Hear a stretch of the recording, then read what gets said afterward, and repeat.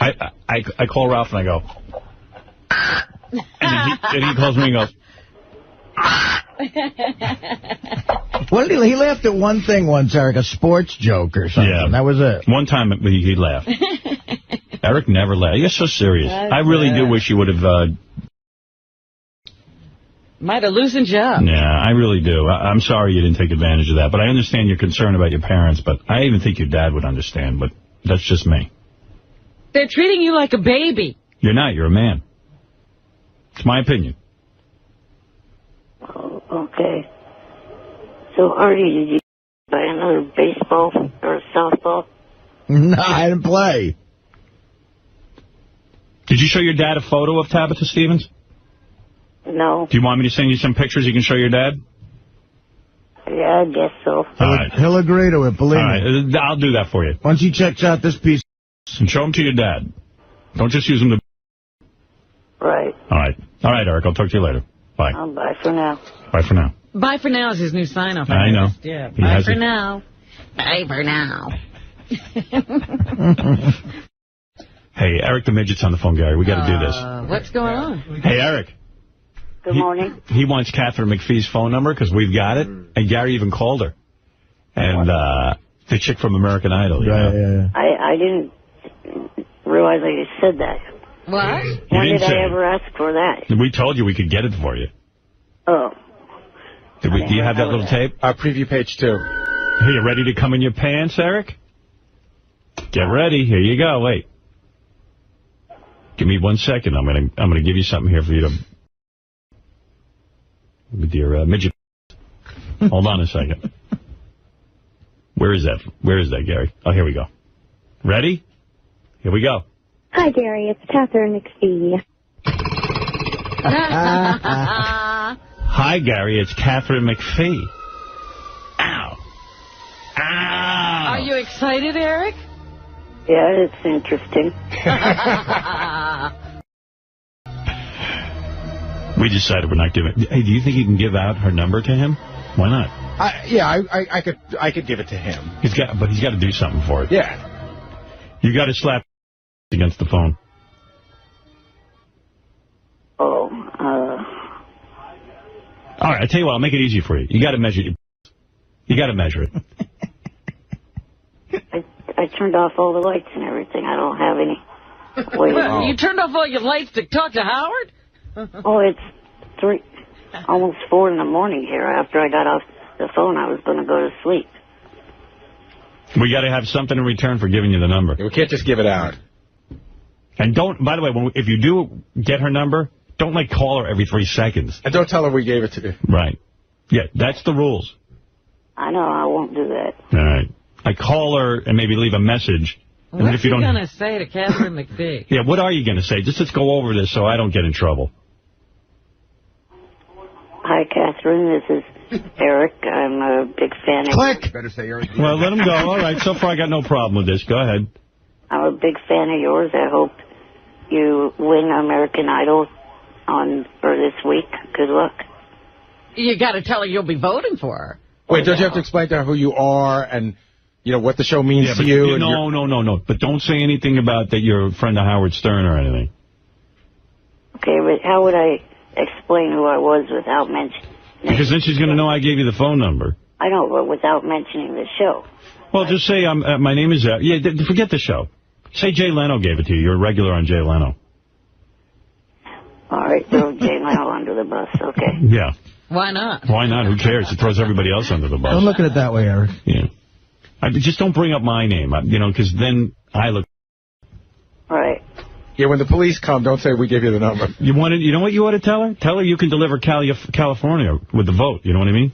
Hello. Well, you're on MySpace, right? And you could get everybody to vote for her, your fan base. No, he's got to go like this. Hello, Katharine. Oh, my friend. My name is Eric. I'm calling you because I'm one of the guys in control of the California vote for American Idol. I just want you to know. I hold a block of voters. I hold a block of voters of over 4 million people. That's how you bring in our show. So Eric, are you going for Katharine or Travis? Who's your pick? Well, Travis. There's no one named Travis. Taylor. Yeah, who's Travis? I don't know. They're all the same. Taylor. No, I'm going for Katharine. You haven't even seen the performances yet. Well, one reason I want Katharine is because I think Taylor's whole soul patrol thing would get annoying after a while. It is annoying. You got a ruler there? You got a ruler in your apartment. You got some measuring device. And you got a light. Yeah. You can't use the excuse the lights are out. I can't measure my... What was there, an earthquake? Let's just go over this again. You're going to say, look, you control a block of 4 million voters through connections in the media, okay? You don't even have to mention Leno. And you can deliver them to her. What are you going to ask for her? And just say, I'm letting you know that I'm going to do this for you, but remember the name Eric. Oh, you got to have something like, I want a personal, I want a meeting, or... I want to take a meeting with you. Yeah, you could tell that you took a meeting with Carrie Underwood, right? Backstage at that concert that time? Right. Tell her you're just looking for a meeting. Yeah, I could see that. I got the chance to meet Carrie Underwood last year on the American Idol tour. I was hoping to be able to get to meet her on this tour. Yeah, but you gave Carrie Underwood your block of votes, and look what happened to her. Yeah. Say you backed her, and look what happened. Right. But don't bring up my name that I gave you the phone number. Oh, no. All right. I wouldn't do that. See how nice he got? He's all nice now. Oh, yeah, he's a sweetheart. The only thing... Here, wait, let me give him another shot of this. Hi, Gary. It's Katharine McPhee. Wow, that sounds odd. Hi, Gary. It's Katharine McPhee. Oh! Is there more to that message? Yes, there is. Very much more. She just called up and said her name, Eric. But I'm just giving you the key. No. Let me see here. What are you doing? He's getting his ruler out. I'm getting out my... Taking out... Let me see here. Cotangent, cosine. You got a ruler there? Hang on. All right. I'll give you this one more time in case you get nervous. I don't have a ruler, but would a straw work? A straw. I don't know. A straw? How many... map? Pretty long. Yeah, but how many inches is a straw? You know what I mean? I want to know inches. Say about a foot. Oh, get out of here. The straw's a foot? The straw is a foot? That's a long straw. I thought he was saying it's a foot. No. Yeah, oh, Christ. I tell you what, you get a hold of a ruler and call me back. All right. The straw's about 8 or 9 inches. Yeah, but I need an exact measurement. And not from your balls. From your shaft. Okay. I'll try to find something. I'll call you back. All right. What is it, Gary? He should have to... Listen, he's got all the digital cameras and computers and everything. Just take a picture of it and email it to us. I don't want a picture of it. No, we won't. But I'm not doing that. There's no way you're 8 inches. Give me a break. He didn't say he was 8 inches. I think one of the guys said he was 8 inches. He's going to measure it. He's going to go get a ruler, and then he's going to call us back. You know? Right. I mean, that's the only way you're going to know. Get a tape measure, too. Don't we want to know girth? Do you have a friend with an 8-inch? You could, do a stunt thing with us? I'm not doing that. All right. Just go get a ruler. That's not a hard task, and we're going to do a measurement here. And then call me back as soon as you have the ruler. Okay. All right, thank you. All right. Eric the Midget going to measure his... For Katharine McPhee's phone number. Hi, Gary. It's Katharine McPhee. Pharrell and Shuli were busting Eric the Midget's balls the other night on the air. Did you hear that? Did they have him on?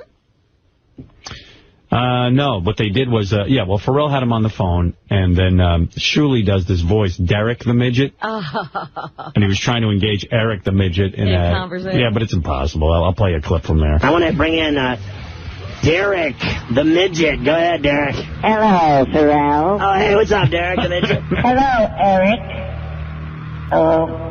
I've been meaning to speak to you for quite some time now. Okay. Turns out you stole my spot on the Howard Stern show. What do you think of that, Eric? I got some guy, Derek the Midget, saying that Eric the Midget stole his gig. I was supposed to be the only midget on the show. Well, then you'd have to take that up with Beetlejuice as well. He's a little person. Let me tell you something, pal. I have more talent in my wheelchair joystick than you have in your midget. What do you think of that? Something. I got a proposition. Me and you in a battle box fight in an octagon. So, come on, Sizzle Neck. Thank you for listening. For more great content, subscribe to Battle Chats on YouTube. What did he call him? Sizzle Neck? What's up with that? I mean, Derek, he just insulted him. Eric, you don't need this either, do you? No. If I see you, I'll roll over you like a speed bump. Hey, Derek, it sounds like you get a lot of... I got it falling out of my chair. I got so much... Eric, come on, man. Defend yourself. He has nothing to say. I don't really know what to say in response to this guy. That's because I own you. You are my midget. Except if he wants my spot in the whack pack, he could take it, because I never wanted to be in there in the... Yeah, you never wanted to be in there in the first place. You didn't need any of these shenanigans. It's all a bunch of... I guess I could stick my finger farther up than you can yours. I'm not someone that would try that, so... Would you try a Coke bottle? No. Once, what about you? Would you try... Oh, I just lost Derek the Midget. Do you think he'll call back? Hold on. Hey, Blunts, would you stick a Coke bottle up? What? I don't know. But Derek the Midget was fighting with Eric the Midget. Yeah. Everyone's shoving something up. Discussion down there. Oh, man. Say, is Shuley like a regular on Pharrell's show now? He's on a lot. I don't know if he's a regular. Pharrell's vibing with Shuley. I think there's something going on there. It's a good gig. Yeah. I think there's some sort of chemistry thing going on. Shuley with Derek the Midget, his new character. I like it. Yeah, it was good. Hello, Eric. Good morning. Eric, last time you said, when we asked the measurement, you said 8 inches. We want to make it clear. Don't measure you. We want your measured. Yeah. If you measure your waist, it will be 100 inches. Nice. He's giving me fat jokes back. Let's see. I'll accept that. I was looking for my... Gary, where is my Katharine McPhee message? I can't find it. Gary, I need a co-pilot sitting next to me. I'm looking. He can't even find it. No, you need 4 guys. Preview page 2. Preview page 2. Thank you. Hi, Gary. It's Katharine McPhee. Eric wants Katharine McPhee's phone number real bad. All he's got to do is measure his midget. And then it says. What'd you do? You went out and got a ruler? Yeah. Where'd you get a ruler at that time of night? In California. In California. There actually was one in an art drawer that I have. You're an artist? Yeah, I do drawings. Now, are you sitting there with your pants off? Yeah. For real? Yeah. Well, I'm trusting you to be honest. Yeah. You're a painter, Eric. No, I just draw. All right. Your new name could have been Tiny Curtis. All right, you ready? Yes. Turn off your radio. It's off. No, it's not. What is that? Yeah. Yeah, what is that? Oh, hang on. I gotta go. Oh, mine doesn't come with a remote. He needs the remote more than anybody. Jesus. That's almost cruel, not giving him a remote. Now, describe what's going on there. You're in your wheelchair, right? Yeah. Yeah. God. No underpants, nothing. Well, shirt's on, that's it. All right. And where do you... He's sitting there in a shirt with no bottoms? Right. Oh, my God. And what about your ruler? Where is that? I got it. All right. Is it a 12-inch ruler? Actually, the ruler's 14. It's up. You got a ruler that's 14 inches long? Yeah. All right. Where did you find that? Won't your chair get... No, I got out of the chair. Where are you? On the bed. So you're laying on the bed on your back? Yeah. All right. I just want to picture this. And you're fully aroused? Yes. Really? Yeah. You did that for the measuring? How'd that happen? I just thought of some things. Who'd you think about? Just various different women. Who's in the catalog? And who's your number one go-to thinking about a girl if you're going to... This one female on the internet. Cindy Margulis? No. She's lame. Most downloaded. Kid, you got a ruler out and you're thinking about a girl on the internet? Yeah. Okay. Hold it. Derek the Midget's on the phone. He wants to yell at you. Yes, Derek? Why don't you think of Ryan Seacrest? What's longer, the joystick on your chair or your... Why don't you get a life and get off the phone? By the way, for those of you who don't know, this is Derek the Midget, who claims that he was the original midget on the show and feels Eric has stolen his thunder. That's right. I had a shirt that said Derek the Astronaut long before Eric showed up. He screwed me, and I will find... Well, Derek, we're going to measure Eric's right now, and you're kind of doing a... All right? Sorry. All right. Now, Eric? Yes. Are you ready to measure? Yeah. All right, go ahead. It's, Be honest. From your shaft, not from your balls. I know. All right. I remember what you told me. All right. 5 inches. You're 5 inches. Fully aroused. Yes. Wow. Somewhere a little over. Dude. You swear on your mother's life you're really measuring. Yeah. Say it. I swear on my mother's life I really measured. Wow. And you're somewhat of a celebrity. You could be getting like Billy Barty type. I'm the Tommy Lee. Yeah, midget. You're a Tommy Wee. I got to tell you, Eric, proportionally, that's not too bad. 5 inches. That's about a third of his height, isn't it? Yeah, it's a third of your... I think I'm 5 inches. Yeah, I ain't much more than that. If you never want to get a woman off, that's a great size to be. Derek the Midget, what are you? What size are you? I'm 7.5. 7.5 inches? Oh, that hurts. Total height, not my... Wow, 5 inches, Eric the Midget. I'm shocked, Eric. Well, going by the theory that every guy doubles it, it's 2.5. Are you pushing down on the ruler? Like, are you, like, trying to make that base bigger? No. All right. Is the ruler in... Is it at the taint or is it at the ball? Mm-hmm. I was born without a taint. It's a rare condition. Wow. All right. Well, thank you, Derek. Eric, hold the line for a second. Eric gets the number, huh? Derek, thank you. Thank you. Eric, I'm going to give you her number. Okay. Thank you. Here's if Eric the Midget was Tabitha Stevens. Not that quick again. Hold on. I need to start my power chair.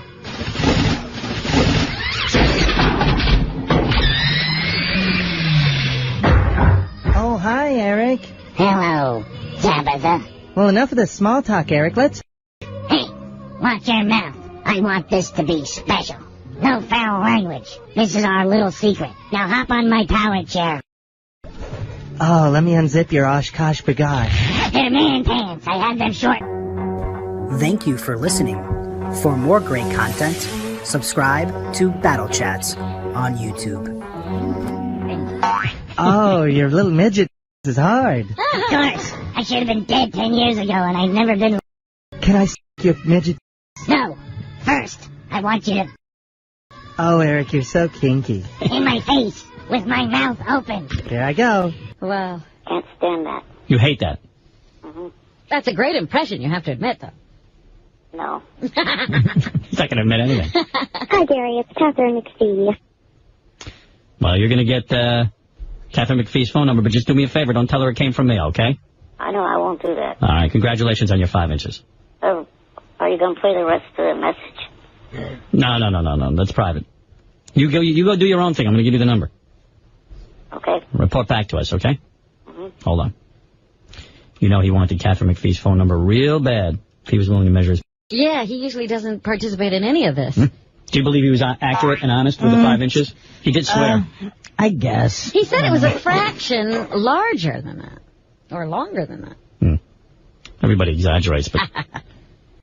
I'm thinking about American Idol. Where is Katharine McPhee, Blue Iris calling Eric the Midget? That's what I was going to tell you. It's on the Gary preview page. Okay. I got to start with that, and then I'll work my way through. And then it's followed by an angry voicemail from Eric. You guys will... I haven't even heard this, but the premise is funny. You know what? I didn't... You'll enjoy it a lot. All right, where is it? On the Gary preview page. Gary preview page. Bear with me while I scroll through 50,000 pages. Okay, here we go.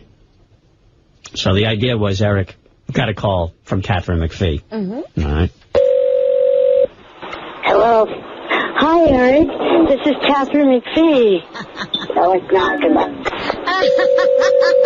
Hello. Hello. This is Blue Iris. Hello. Who's Blue Iris? This is Katharine McPhee. Tell Stern that this is not funny. Oh, my God. Katharine McPhee loves... Who is it? It's Katharine McPhee. Stick your midget tongue in... Oh! I know who this is. It's not funny anymore. I want you to put... funny when it began. I want you to put your head inside my... You don't want to put my hand in my fist outside your face. Stop calling. I'll just on Taylor Hicks.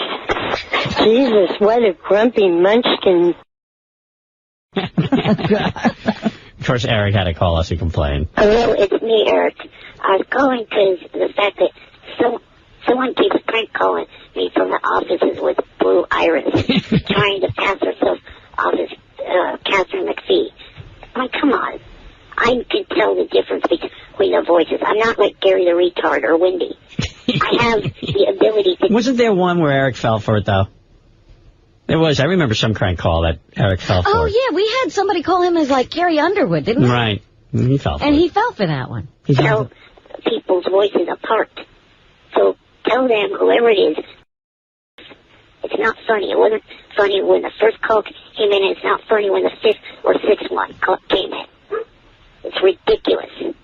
And Stern's going to hear about it tomorrow. Bye for now. Hold it. There's a very upset Eric the actor on the phone. Oh. Hello, Eric. Good morning. Tough morning for you? Yeah. Did you get any sleep last night? I voted 4,000 times. Not that many. How many times did you vote for Katharine McPhee? 330. You know, if you had done 70 more, she might be the winner today. Notice they didn't give the percentages. I think that kid Taylor Hicks won in a landslide. Oh, yeah? Yeah. I thought they never did. Wasn't even close. No, they do if it's close. Yeah. They crow about that. Eric, your endorsement means... I think you worked against her, actually. I have a bet, Eric, and tell me the truth. I say you called McPhee after she lost. Nope. You've only called once? Only the one other time that you said I should call. Oh, you called back. Oh, you did? All right. I feel vindicated. What'd you say when you called back? Just, I went into a little more detail about myself like you said I should. What was the detail?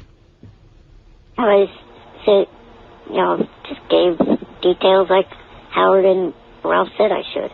What did you say, if you can recall?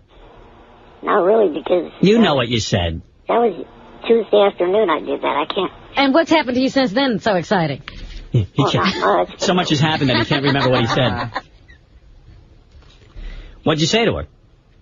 I just told her a little bit about myself and that... What'd you say? That, I'm a little person in a wheelchair and that if she wanted to know anything else about me, she could look on MySpace. Boy, did you blow it. Man, we told you not to mention MySpace. That was everything I told you not to say. I told you to tell her that you represent a lot of voters, and you represent the midget vote, and that you've got over 4,000 people who are all going to be voting for her. And Ralph said, don't mention the chair. Just say, oops, I dropped something. Let me roll over to it. Right. You dumb little fruit. I was not going to say anything about I represent the midget vote because I don't, and I don't like... Yeah, but I wanted you to lie. I'm trying to get you to get laid.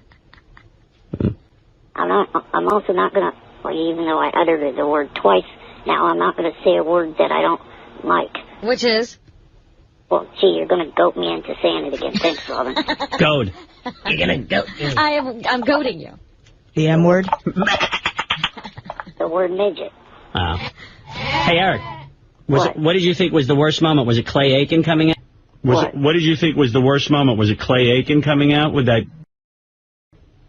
I thought that was bad, but I also at the same time kind of cracked up at that whole thing. I thought it was pretty funny.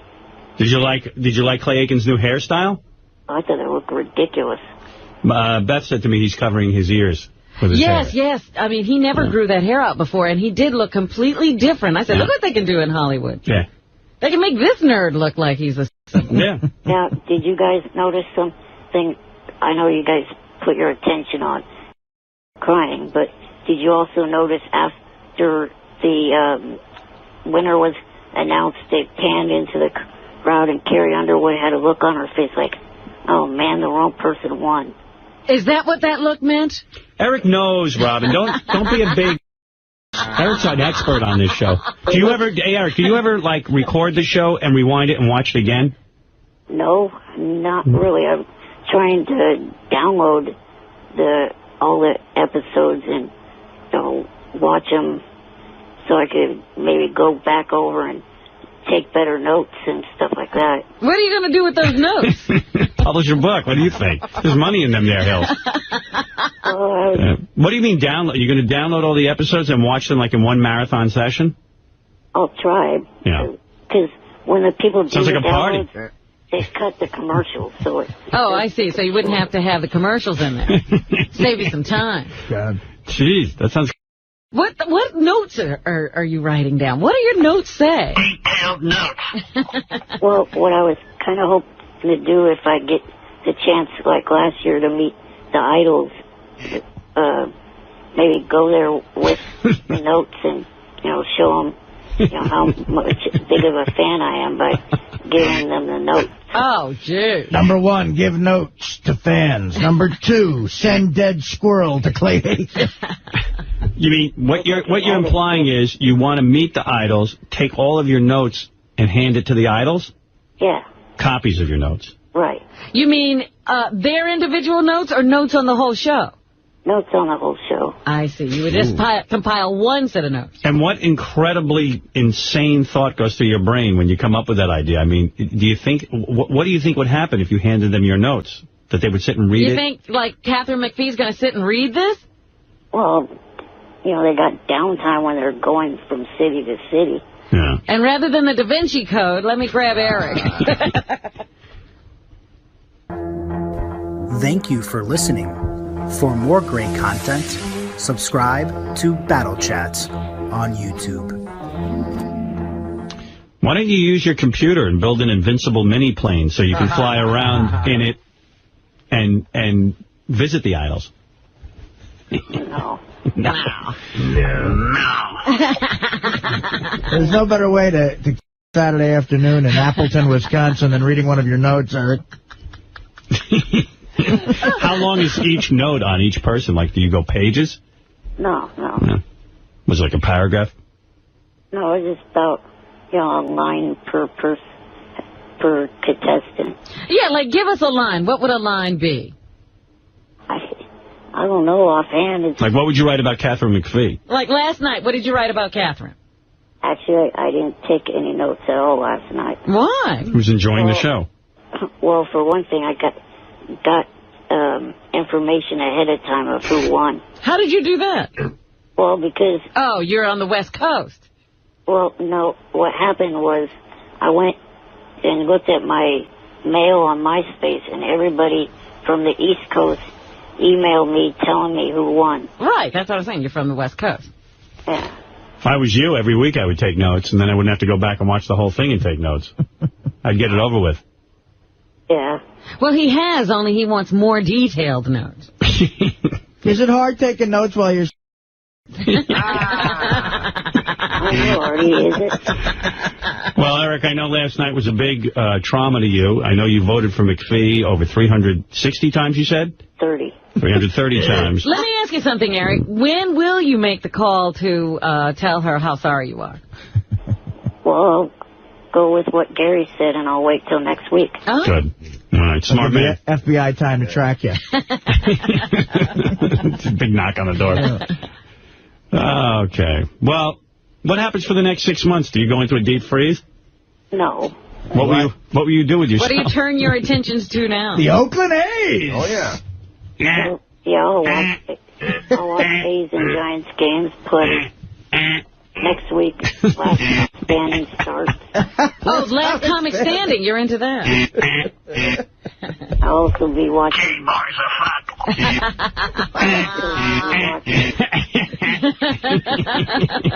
All right, Eric, it's a big upset for you. I know you are pulling for Katharine McPhee. Let's hope that... You still got the McPheever? Yeah. I bet Me you too. do. Wouldn't you like to bury your midget head between those big boobs? Oh. Those boobs did look good last night. They sure did, pal. Now you're talking like a man. Now we're talking. Finally. Boy, that young stuff, man.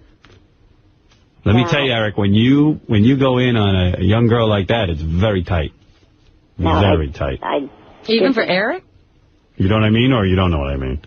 I disagree with you on two things, though. All right. One, she doesn't need to drop a single ounce, let alone a pound. Oh, bro, you're just way off on that. Neither does... Taylor. No. Mandisa. He's cute. Mandisa was in stretch pants last night. Oh, my God. Who's dressing her? Carrie Underwood doesn't need to drop No, not at all. She not dropped anymore. It. She listened to me and dropped away. She never did to me. Oh, no, she had a big... She looks great now. Well, she was sitting. How'd you like to nail that tail? I'd go out with either one of them. You could fall in love with one of those, huh? He already has. By the way, this summer, my family will take me to the house by the lake and glue me to the ceiling so I can be a human smoke detector. I like to ride on the fan on the top of the ceiling. What was Katharine McPhee's biggest mistake, do you feel? I don't know, really. Getting you to like her. I hope her last comic standing's good, because the Giants and A's both dude. Whatever. What was McPhee's biggest mistake? I don't know, really. I liked her song actually better than Taylor's. Yeah, but wasn't it during the whole contest song selection? I would love if they made Eric a judge on American Idol. I would watch 5 times in a row. He could take Paula's spot. Oh, yeah. Oh, he should take Randy's spot. Our judge, Eric the Midget. Oh, no. Eric the Judge. People say that Simon gives really critical comments. I don't know, he might have run for the money if I was a judge on that, too. I've never heard you be critical. Oh, I'm watching the first couple of weeks when they're going through all the auditions and there's the really awful people, I'm always thinking of what I would have said if I was at that judge table. You're kidding. I don't think anybody does that. Well, there you go. Give us an example of your most scathing critique. By the way, Eric, this is sad. Eric would have voted more, but his cell phone... Oh, is that true? Yeah, and you have to charge your cell phone before American Idol. Isn't that a lesson you've learned? Well, it was almost fully charged by the time I started. Wow. Couldn't you just plug it in and keep going? I did, eventually. But I lost valuable voting time. At least 10 minutes. It could have cost McPhee the entire title. Now, are you guys still going to have her in? You know how off you were, Eric? We just got the results. Katharine McPhee had 332 votes. Right. Wow. Some guy called us and said your vote only counts once. Oh. They could trace it or something. Didn't your news department find that out wasn't true? Yeah, I don't think it is true. I think American Idol really gets off on how many votes they get, and they're happy with every vote. That's right. They don't care how many times you vote. I heard the news department called Fox, and they said that, no, that guy wasn't right. All right. Look, just keep voting, Eric. Yeah, whether it counts or not. Yeah, just keep going. Gives you something to do. Are you guys going to have McPhee in next week? We're going to try. Did you vote in the presidential election? Yeah, I voted. How many times? Gee, Robin, you can only do that once. Duh. Wow. Who'd you vote for? Carrie. I see. You got a pattern. Carrie Underwood? You're a mush. In the presidential election, you voted for Carrie Underwood? John Carrie Underwood. I know. John Kerry. I'm just kidding. Yeah, John Kerry Underwood. Please, between Bush and Arnold Schwarzenegger, there's no way I'm going back to being a Republican. Yeah. Ooh, who knew? Big loss for the grand old party. All right, Eric. Well, thank you, and I'm sorry about the McPhee upset last night. I knew we wanted to check in with you, and certainly a lot of controversy there. Thank you. Say hi to the Dixie Chicks. The new song that they got out, I think, is pretty good. All right, thank you. Did you cry last night when McPhee lost? No. No. All right. No, thank you. I didn't turn David. Will you be going to the Idol concert? Yeah. Of course. Probably going to go over to Arco Arena box office in the next couple of days and get the tickets. That way you don't have to pay all those extra charges. I see. All right, thanks. All right, Eric. Thank you. Bye for now. Bye for now. Bye for now. New catchphrase, Eric's. I stole that from Tigger in the Winnie of the Pooh books. Did you remember when he wasn't going to call in anymore? Now he's back. Yeah. Oh, yeah, calling every day. He was trying to play hardball with us, where he would not call in unless we dropped making fun of him and making fun of his voice and stopped calling him Eric the Midget. Or making him a member of the Whack Pack. Right. He really doesn't like that. And it didn't work out for him. His negotiations fell apart. He didn't get one demand and he's back. Oh, I got to just talk to Eric the Midget real quick. So tell me what happened. Yesterday you measured your for us on the air, and in exchange for measuring your I gave you Katharine McPhee's cell phone number. Thank you for listening. For more great content, subscribe to Battle Chats on YouTube. Right. And did you end up using that number? Yes, I called one time and I left a brief, nice message and did not mention you once. Tell me what the message was. I just said that, that I'm a fan of the show and a fan of hers, and last year I got the chance to meet Carrie Underwood when the Idols went on tour, and I was hoping this year when the Idols go on tour again to be able to meet her and the other Idols. Did you throw in the fact that you're handicapped and you're a midget and you're in a wheelchair? Actually, no, I did not. Yeah, well, that's what you should have done. But I did give my phone number at the end of the message. Yeah. So he left a message. All right, so you're not going to stalk her with the number? No. All right, good. Was it worth measuring your... Yeah. Yeah. Normally he wouldn't do something like that, but this was too good. He had to have that phone number. And he jumped, too. Yeah. I knew I had the right gift. Yeah. To get that. A lot of people didn't believe that Eric's got 5 inches in his pants. They think he lied because they were like, well, how was he aroused? But what do you mean, how is he aroused? Well, like he called us, like, is he really going to hold on to a boner and measure? I don't know, but I believe Eric. Eric, when you measured your boner, did you measure it first, like without us on the phone, so that you could get a good measurement?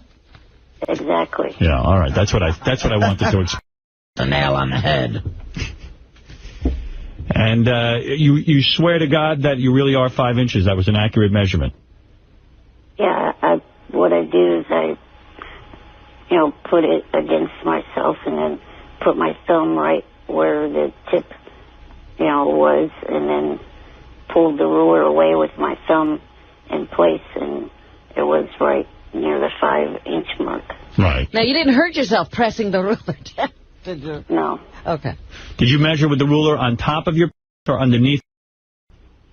Underneath. Underneath. That's how I measure. That's how you have to measure. Every guy's going underneath. So and you did not measure from your balls. You measured from the beginning of the shaft, the base. Right. All right. Well, there it is, ladies and gentlemen. 5 inches. Man. That's impressive. Read and weep. How tall are you, Eric? 3'5". Yeah. He's 3'5". Wow. So, I mean, next time I get another Idol's phone number, I'm going to have you measure circumference. Oh, great. Are you circumcised? Yeah. Fascinating. I mean, that's a big, sort of percentage of his total height, 5 inches. Hello, Miss McPhee. This is Eric, your fan. I control a huge voting block of votes here in the California area. And my legions could put you over the top.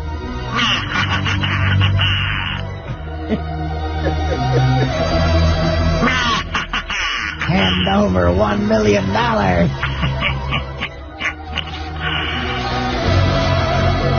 am in league with the Maloof brothers. I have their cell phone number.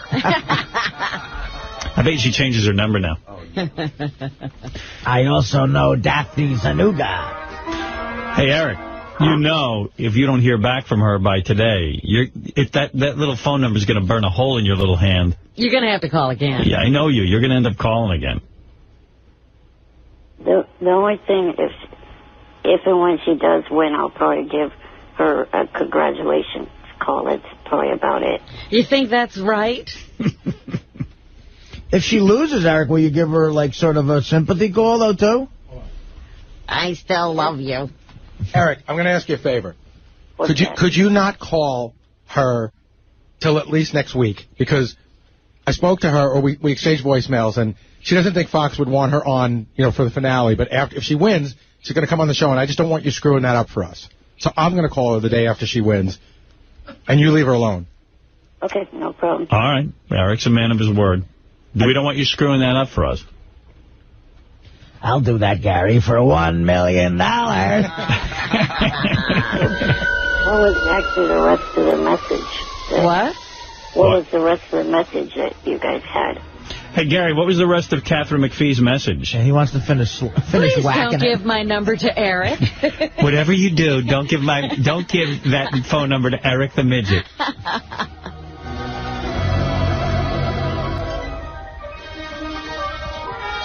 Yes, Ralph. Eric, you blew it, man.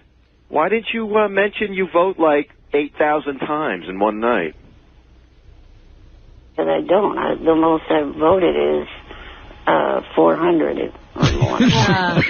Do you see the percentage last week? That could put it over the top, man. You got to sell yourself a little bit. Eric, did you vote 400 times? Season 3. How many times did you vote last week, and who'd you vote for? I voted only for Catherine, and I really didn't keep track of how many times. But what do? You get the number and you just sit there and you redial over and over? Yeah. Dude, how many times did you vote, you think? Did you, just do that for 2 hours? Yeah, I voted for the full 2 hours.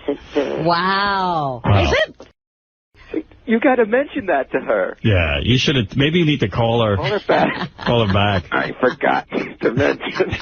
I have my own block of votes. I mean, she didn't even know that you voted for her over 400 times.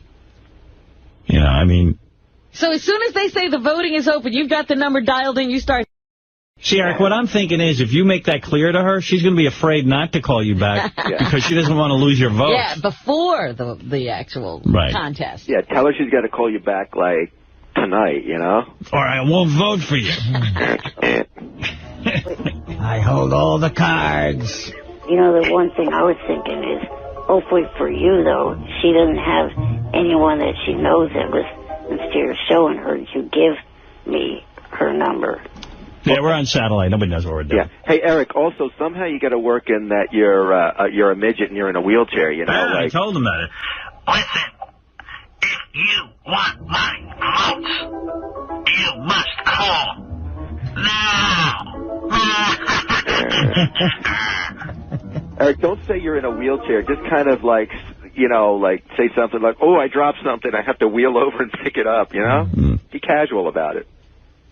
You should tell her you're an idol maker or an idol breaker, and depending on her actions. I'm a power broker. I meant to actually say in the message that, or give my MySpace page address to her, but I gotten after I hung up on Yeah, that'll turn her on. Because that MySpace page is pretty groovy. Yeah, there's so many great guys on MySpace. Yeah, but like what's your profile on there? the address to the profile. No, I mean, what's your, like, what does it say? Don't you have to write something about yourself? Yeah. What's it say on there? It just, you know, talks about my disability and, you know, stuff like that. And that's fun. And also, you know, the different music that I listen to. And fascinating. But the reason why I wanted to give her the address to it was so she could look through the pictures and see the pictures of myself meeting Carrie and also the different cast members of American Dreams and stuff like that. Nah, dude, you're not going to get her with that. She's going to think you're creepy. You got to tell her you're with the ETM agency. She doesn't know that stands for Eric the Midget. ETM Enterprises. ETM Enterprises. Don't get on MySpace. You get to sound like a stalker. Right. You want to sound like a cool guy. Like, cool guys don't have MySpace accounts. You know what I mean? Like, you've got so much going on, you don't have time for a MySpace account. You know, Eric, you should have somebody call her back for you and say they're your assistant. Nah, I think at this point he's got to just let the one message lie there, and otherwise it'll look creepy. Yeah, but you know, he's got to call back today because he can vote her in. I mean, today he's got power. Tomorrow, you know, he's got nothing. You must have loved having her number, though, right? Have you called it a bunch of times just to hear her answering message and listen to her voice? No, I just called it the one time. Right. All right. There it is, Eric the Midget. There's an update on his phone number and his access to Katharine McPhee. Will he be calling back to plead his case again? Thank you for listening.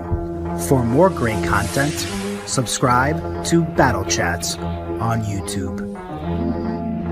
Yes. If he got it wrong the first time? What do you mean, call the show back? Like, I just know this guy's going to start jonesing if he doesn't hear from Katharine McPhee today. I know he's going to make another call. Well, but Ralph makes a good case. He didn't present himself properly. Did you get nervous? Yeah, a little. The bed. One shot at greatness. Do you want me to give out your MySpace address? Yeah, I guess you could do that. All right. MySpace.com/Eric the Actor Lynch. L-Y-N-C-H. How do you spell? L-Y-N-C-H. Ralph, did you already mail that letter to me? Yeah, I think so. Okay. You're writing to him? Yeah, I wrote him a fan letter. There were these American Idol things that came in, and I sent them to him. All right. Okay. All right. Well, good luck, Eric, and keep us updated if you get a call back from Katharine McPhee. Don't wait, man. Call her back. Call her one more time. Wait a few hours and then call her. Good luck tonight. You want Ralph to tell you what you should say? Again, or you know what to do? How about you give me a little tip? All right. Here's the pointers. You ready? Your bullet points. Number one, you didn't make it clear in your first message that you control a lot of the votes. I mean, you voted over 400 times for Carrie Underwood, and you've been voting heavily for her all along. And, you know, it would be nice to be recognized for all this hard work you're putting in. Oh, in fact, you could say something like, when they say that the voting is open, do you want me to vote for Taylor or do you want me to vote for you? Yeah. Give me a call. Say, you know, if you call me, you can be assured I'll be voting my little hands off. Do you think you should say something like he knows he also has a network of a bunch of other losers who will vote? They all do what he says. Just say the midget community completely controls that vote. You say you're the leader of the midget community, and you probably are in touch with a network of over 3,000 midgets who all vote. 500 times each. 500 times each. You do the math. I control the tiny empire.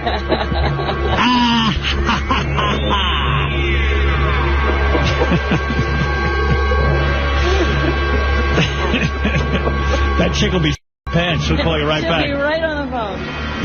Forget rehearsing. Let me get on the phone with Eric. It's all down to this personality contest. Yesterday, you guys commented at how nice I was on the phone with you. Yes. Yeah. I would be that way every single solitary call if you would just, you know, accept my 3 requests. I'm not accepting any of your requests. We don't care whether you're nice or not. Eric, what are the requests? To drop the 2 nicknames I can't stand. Which 2 are those? I forget. Eric the Midget and Eric the Astronaut. All right. We've dropped Eric the Astronaut. Yeah, we like Eric the Midget. All right, so there's half a request. Okay. Yeah, what's your second request? Stop making fun of the voice. That's not going to happen. Can I do it at home? In the words of Vito Corleone, that I cannot do. Eric, is it okay if you just, like, do it on the phone to each other? I mean, I call Ralph, and sometimes my whole message is just like this. I go... So is it okay if they do it just to each other on the phone? Yeah, just... That'd be all right. He can't hear that. What's the third one? And, stop poking fun at me. Well, that's I like thought the you second. didn't want to be a member of the Whack Pack. Oh, that's... Oh, now you got 4. Jesus. First of all, you got to be in the Whack Pack. You've got a funny voice. You don't know why you're funny. I mean, you fit all the criteria. You look kind of, different. When you look up Whack Pack, they have a picture of you. Right. Yeah, but question is this, okay? The guy Steve that was with Tabitha there one time, he's even more disabled than I am, but he's not a Whack Pack. Yeah, because he's not funny. No, he doesn't have a funny voice and he doesn't have that attitude that you have. There's nothing fun about him. Eric the Midget, we speak your name. We speak your name. You are a legend. We speak your name. And the youngin' spoke. There wasn't a dry eye in the house. But Eric, is that okay? Hey, what about Eric not for Stevens? I got a lot of email about that. Some people respect Eric for not Stevens. I don't get it. I mean, this is a guy who's never going to get laid in his life. Like, I want to follow Jeff the Drunk. Well, No. Jeff the Drunk apparently couldn't do anything, so you're not. She didn't lube up. What happened there, Jeff? She didn't lube up. I was ready.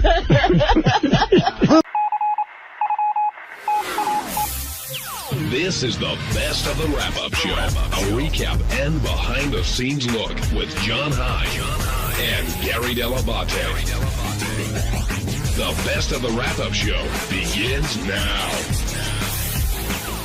Hey, it's Sal Governale, and on Monday's wrap-up show, we discuss my past family life, all the crazy things that I've been through, and we also discuss, could I possibly pull off a Ponzi scheme without my wife knowing? It got pretty crazy, but then, of course, old fart Grandpa Ronnie Mund had to stroll into the room, for lack of a better word, and take over talking about his red carpet shenanigans. Who the fuck would want that old bastard on a red carpet? I don't know. See for yourself.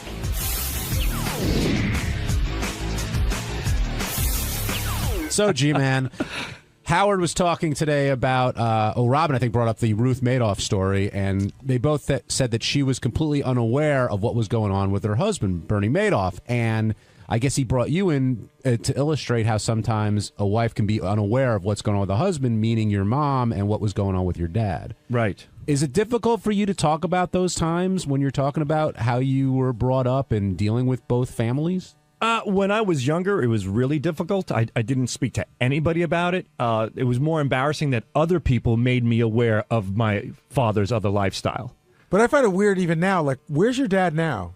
He's home now, but he's leaving. Well, he just came back from Sicily. But how long was he there? For about 6 months. And so what? But your mom's here, right? Right. So what is he doing in Sicily for 6 months? We don't ask. But no, really. He's working on shipping wine in, and he says it's actually coming here. I saw him yesterday. He said it's coming here, I think, on the 11th of November. He has a whole container of wine coming in. So he's getting involved in the wine distributorship business. Yeah, you gave me a bottle of wine 2 years ago. You go, my father's getting in the wine business, and that's the last I saw of it.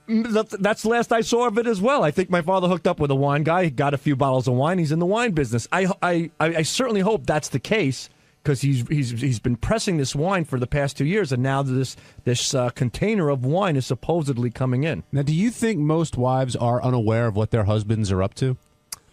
No, not most. I don't know. I think it's important to stay on top of your spouse, on top of your husband or wife. You know, I wish I would have in the past a little bit more. Literally. Yeah, both. Man, it's important to stay on top of your spouse. No, but that's not the question. Our wives, especially of our parents' generation. Definitely not. Definitely. I don't think, my mother did her thing. My dad did his thing. He went to work. She stayed at home, took care of the kids in the house, and that was that. A lot of times my dad would come home and go, I have to go to Arizona this weekend. He would just leave for Arizona. And your mother would never say why? He'd go to open up a business. What kind of business? Or did it ever get that far? I don't think it did a lot of times. We went to Sicily one time. We're driving. I'm in Naples.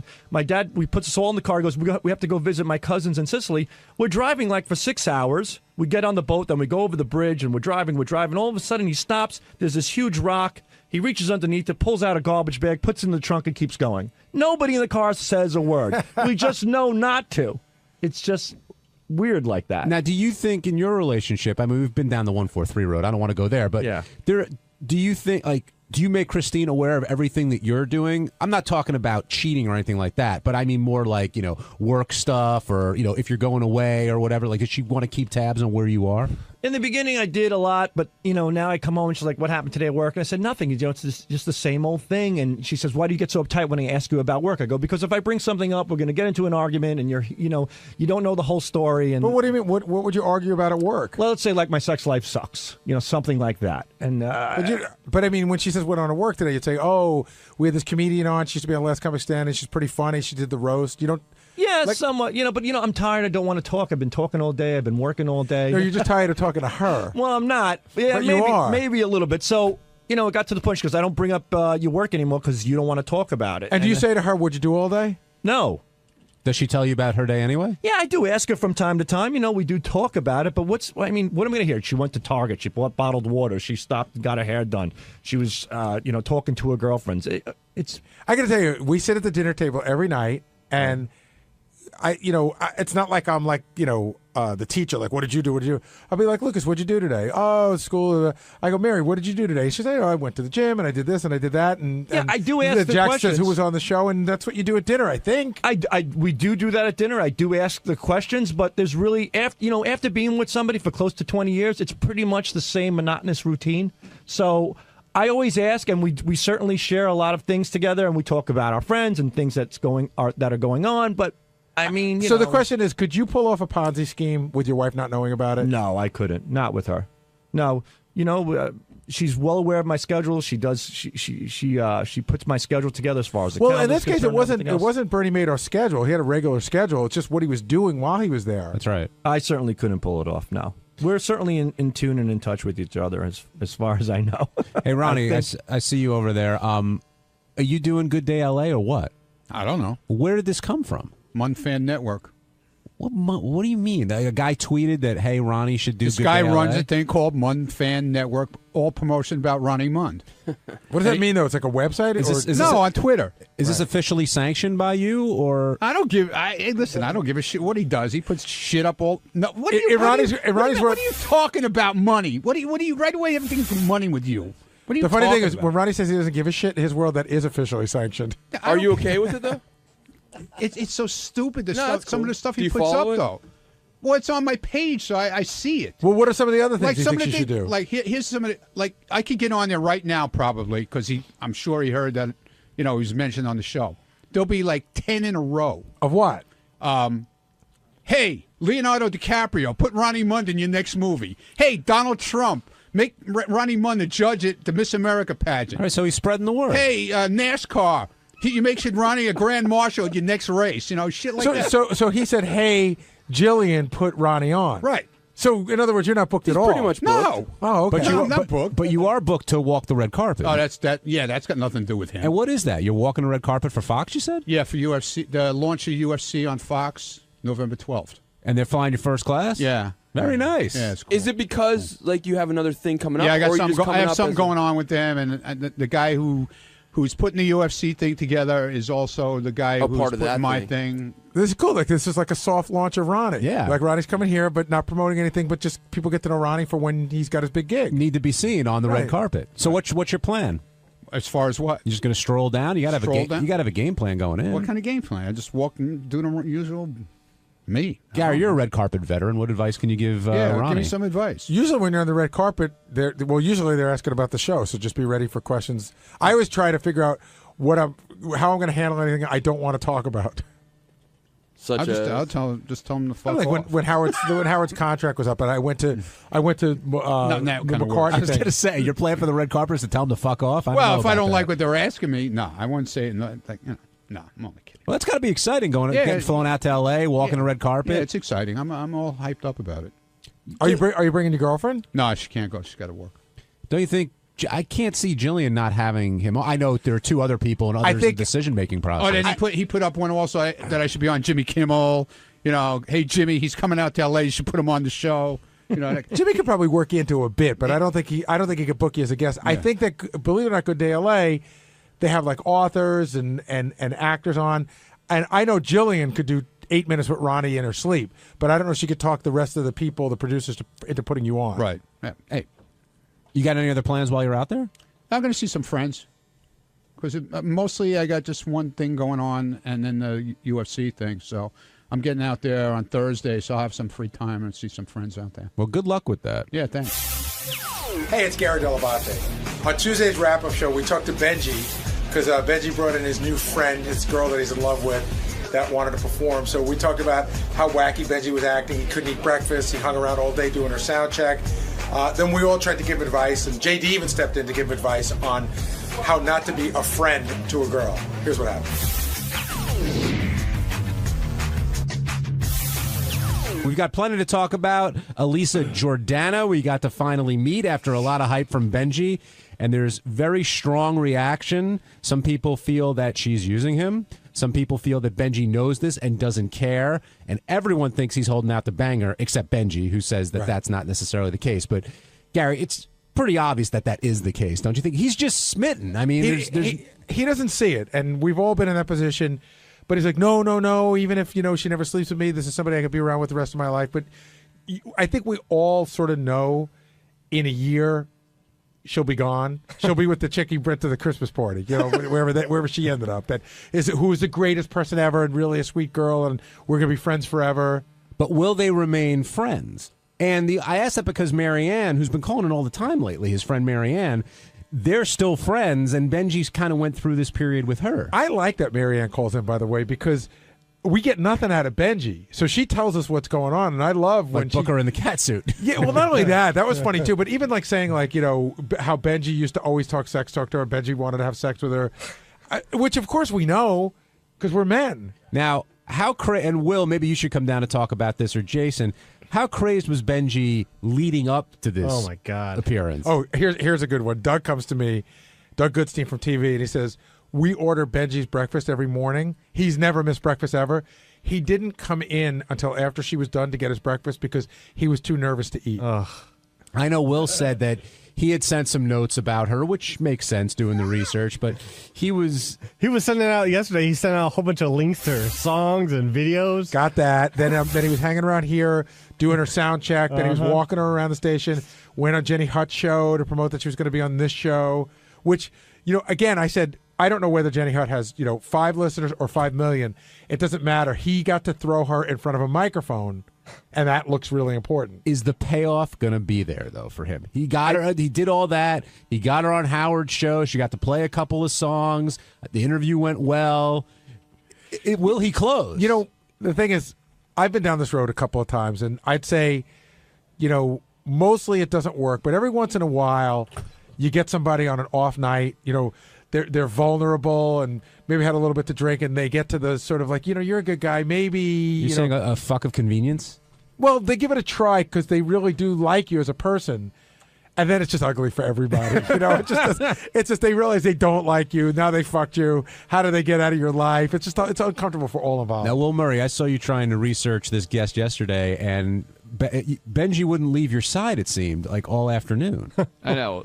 Typical Benji. Typical Benji is the one time you actually want to talk to him, he's not here, right? Oh, I know. We're waiting for him. Yeah, he's just, he was a pain in the ass with the notes. He had to constantly look over my shoulder, make sure everything was explained the way he wanted it. He was very worried about how she'd be perceived on the show and actually how he would be perceived on the show. What do you mean by how he would be perceived?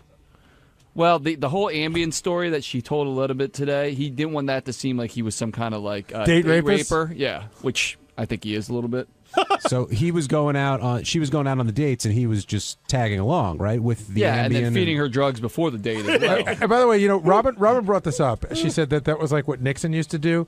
When Nixon met his wife, who wasn't his wife, he met her in college, and he was madly in love with her the way Benji is.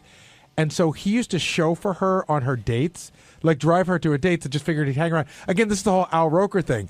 But to me, the vision of Benji 3 tables away on her date is super creepy. Yeah, the whole thing was bizarre. Passing out, by the way. And her too. Yeah, because she's been drugged. Again, I think we kind of flew past that. I know she's an adult and Benji didn't force anything on her, but the fact that he was recommending she take drugs either before her date or before her appearance on the show is so creepy. And who had the Ambien was just lying around. Like, I don't know. To me, that was a fascinating part of the story. But clearly, they're both crazy, and that's why you can make fun of Benji all you want. But a girl that would let Benji sit 3 tables away while she's on the date is equally as crazy as Benji is for doing it. So I don't know what is going on over there. So you don't think she's just a happy, fun-loving spirit, and they connected, and they're Skyping, and there was nothing fun-loving that came off. I mean, she was great. Though I'm not putting her down. She was good on the show, and she was a performer. But no, she didn't come off like a happy, fun-loving person to me at all. Yeah, she doesn't seem like a traveling party. Yeah. She seemed kind of like a downer, to be honest. And and I wouldn't exactly describe her as asexual either. No, she's very some sexual. of those stories. No, she's very. I mean, another one of her great lines today was when I told the story about how she went to Rick's, and Ronnie said that she'd been at Rick's a bunch of times, and she goes, "Oh yeah, they have great lobster. Like you can't get lobster anywhere else in New York City but Rick's." Hi, Benj. By the way, have you ever had bad lobster? Exactly. It's lobster. By the way, for everyone, we are fully in the vortex. But I think it we makes started sense without you to go That's there. okay. I don't mind. No How did you feel That's after? what he wants. So she finally came in. We all got to meet her. She got to perform. But I thought I heard you say you felt a little sad after this was all over today. Yeah, I go back and forth on it. On because like I said on the show, sometimes it's just so much fun to be around her, and sometimes it does get a little sad. So there was a lot going on. Plus, I was really tired. Like we didn't get a lot. But of sleep also, last night. I mean, to be a little mean, like you might have felt sad because you've now gone to the pinnacle of where she can use you. Meaning you. I mean, where do you go from here? No, I listen. It's been the same way for weeks, and No, but this was sort of a build-up. I understand where Jason's coming. Like this was a big thing. Like this was the kind of thing where you'd hope after you get on, maybe even not today, maybe tonight. Yeah. She goes, "Wow, this doesn't get you laid." I don't have any fantasy of that happening now. I listen. I'm fat now. If I met a girl as heavy as me, but had as a good-looking face as me, I would say, look, you got to lose weight. Do you think if you lost that weight, like you're saying, and you're in your ideal shape, do you think that would make a difference? Because it sounded to me like today, it's not going to happen with her. All right. Well, I actually tweeted this recently. The great thing about being fat is you always have hope. But do you Once think I lose all the weight and there's this? But do you think it's only a weight thing? That's the only thing between you and her? I think no. I don't know. I really don't. Howard asked point blank, "Would you bang Benji?" Right. And she didn't say no, right. But she gave the if there was a nuclear war kind of like she was giving the excuses. She gave the being nice answer. Do you think that would really work? Well, it seemed like you got the sort of not that good looking but a great personality. No, I know. Rap. Like I knew when I pitched that as a hey, to have her on. I was just talking to Greg about this. Like there's 3 things going on. One, did I want to get her on the show and like help my friend out and impress her? Absolutely. Did I want to get her music out there? But I thought the premise of is she saying she's asexual? I know she might have been just being nice to me, or I thought it was interesting either way. No. If she's really asexual, that's interesting. No, what you really wanted to do was smoke out the truth. Well, seriously, I know. I mean, maybe you wanted to put her on the spot to get to the truth to say, is she asexual or is she just not interested in you? No, but I thought either way it makes it a real interesting to you, especially. Yeah.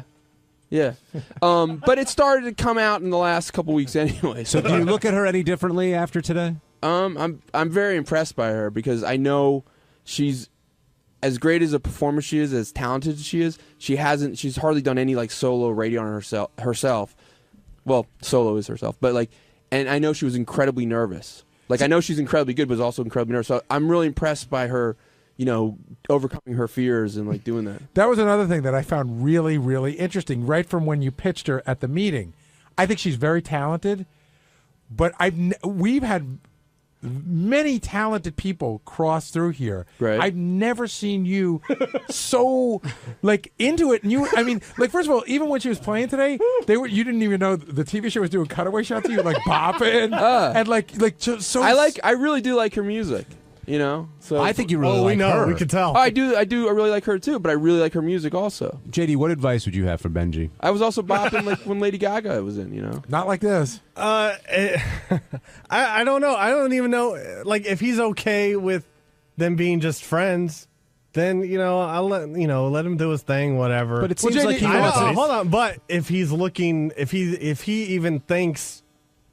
He's dreaming of a little something more. I think he should just stop. Well, no, because you're really hurting yourself. I get that, and like you said, like I don't think she will meet someone better than me. I don't think that she'll meet someone better than me. I had this conversation. with her during the break. I don't mean better than. I'm saying that will make her happy. She won't meet. She'll be happy. Like have better emotional. She won't meet somebody. But maybe I'm wrong. Then why isn't she saying, Benji? You know what? You're the love of my life. We should be together forever, always. Because I'll never find anything better. Because she's not at that point, and it might not happen. I agree that, and I might. Like I've said repeatedly, I might say, you know what? It does hurt me too much to see someone I really like this way, but. Sometimes it does, sometimes it doesn't. I gotta say, what happens. I really like the angle you were taking for like getting her drugged up and then moving forward. So I would suggest, unlike JD, is either get more or better drugs. All right. Where do you think this will? Like, it's a year from now.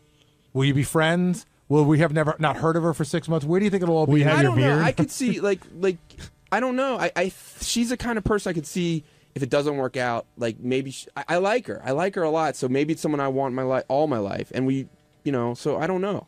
JD, you've been the friend victim, right? With some chicks? Yeah. Like, have you remained sort of recently? And you have to just, it took a little while, but you have to cut the cord. Yeah, but if people. Because it'll kill you. But JD, like I went through some major anxiety over someone and it's just like, ugh. It wasn't even worth it. But when people were telling you, you know what, it ain't going to happen. It's time to move on. You wouldn't listen. Kinda. There were always the thoughts of maybe there's a chance, but then JD, first of all, I think every guy's gone through this, and I'm assuming you're talking about. I can't remember. It started with A. Ash. No. It was somebody you else? don't even know. Okay, Ashley Madison. You know her? Yeah. Anyway, go ahead. I'm sorry. No, you were about to say something. But have you ever had this with somebody and remained friends with them? Not really. No. Once a girl isn't into me, attracted to me or whatever, it's hard. What are you laughing at? It's hard for me to be just friends with them. You know what I mean? Same here. It's not. Or sometimes it is, and sometimes it's not. Aren't you worried about if something does happen romantically, it's going to destroy everything you've built? In terms What do you mean? Because you could be if we get together romantically. It's like a bad John Hughes movie, but you could be friends with them for a very long time. Then that moment happens. Then all of a sudden, it just didn't live up to expectations. That's possible. I mean, but I'm not looking for a guarantee. I was back there in the newsroom, John, and Al, who's editing up the news stories today for us, told me an interesting story that when Benji did the hurricane show, where he was doing a 1-hour show during Hurricane Irene, I think, he had asked Al to upload 20 songs of this girl into Profit to play throughout the show. She was gonna be one of the people I interviewed. They said they couldn't get her on the phone. Now, so Al sat there and had to upload 20 songs. Well, they asked me. They said, give us every single thing you want to upload that could possibly be, because they also told me when I did the Hurricane show it could be all night. So you skipped the Billy Joel anthology. No, I also had several Daniel Johnston songs. I tried to get a Kenny Roby song about Daniel a hurricane. Johnson? Another guy won't bang him. Yeah. Well, don't say that so quickly. Hey, Benji, one question real quick. At your peak, do you think you like Marianne more than you like, what's her name now, Elisa? It's so hard to... No, I don't think so. Does it bum you out that... I do love Marianne. Does it bum you out that Marianne calls in? Because it pissed me off. I mean, I love her, and Marianne is one of my closest friends, and we're one of my best friends. But I don't like this, I don't like... It's you don't need to tell people like, just give it up. I don't believe in telling people give up something. I can say, like, hey, you know what? I think it might lead you to getting hurt. But just drop it. It's never going to happen. I was asking more about the stuff because you don't tell us anything. So she tells us the stuff about you. Like what? Like that you used to try to talk dirty to her and what your moves were and her and all that stuff. Listen, Marianne and I joke around a lot. Did they involve Amy? And what were you doing yesterday? I mean, you were all over the place with this. I know Will said he was trying to get you for a pre-interview. He really... Yeah. I mean, you were in his hair. You did a show last night. Like, are you playing up the moment, or you just? No, I like Gary. There was a build up to this, and we did. There was a lot of. She did like rehearsal and stuff, and there was. It's like Clive Davis. I was sitting there going, sounds like a hit, sweetheart. I was there for the rehearsal. It was cool. Benji was videotaping it and asking people to come in to watch. And she said because she felt better because she was very nervous about performing, so she wanted different people to. Strangers just to be there. Do you think there's a chance that she might be using you for all of this? No, I don't. I think when I initially talked to her about getting on, she was like, no, don't try to do it. Smart. So that brings a question that was a big debate in the back office. I think she enjoys it, especially. I'm sorry. Is the onus on her to cut it and say, listen, I'm not going to bang you, or is the onus on Benji to recognize that it may not happen? She said that. So she's done her onus. She really hasn't, though. She didn't say no. She's left the door ajar, ever so slightly. Yeah. She really has, though, and that's the tough part. Like a sheet of paper will fit through. Well, that's exactly it. But a sheet of paper is enough when you feel like the way you do. That's not when you're his size. If she was playing you, and I'm not saying that she is, but if she was, she's playing you perfectly. Okay. But I don't. I don't think so. I think she has a really good heart. I think that as long if she told you there is 0% possibility you and I will ever sleep together, and then you continue to do nice stuff for her, I think okay, that's not her fault anymore. But I kind of agree with Gary. She left the door open, and in a way, it's definitely using you. And even if she's not doing it to be malicious, it's still using. I think you guys are all cynics. I think that tends to be a lot of people are cynics. I'm not as cynical about. You're a romantic pussy fog. Yeah.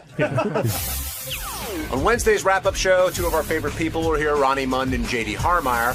And Ronnie spoke about how you get permission to chain a guest because he was worried about Lou Bellera and Joey Buttafuoco possibly getting into it.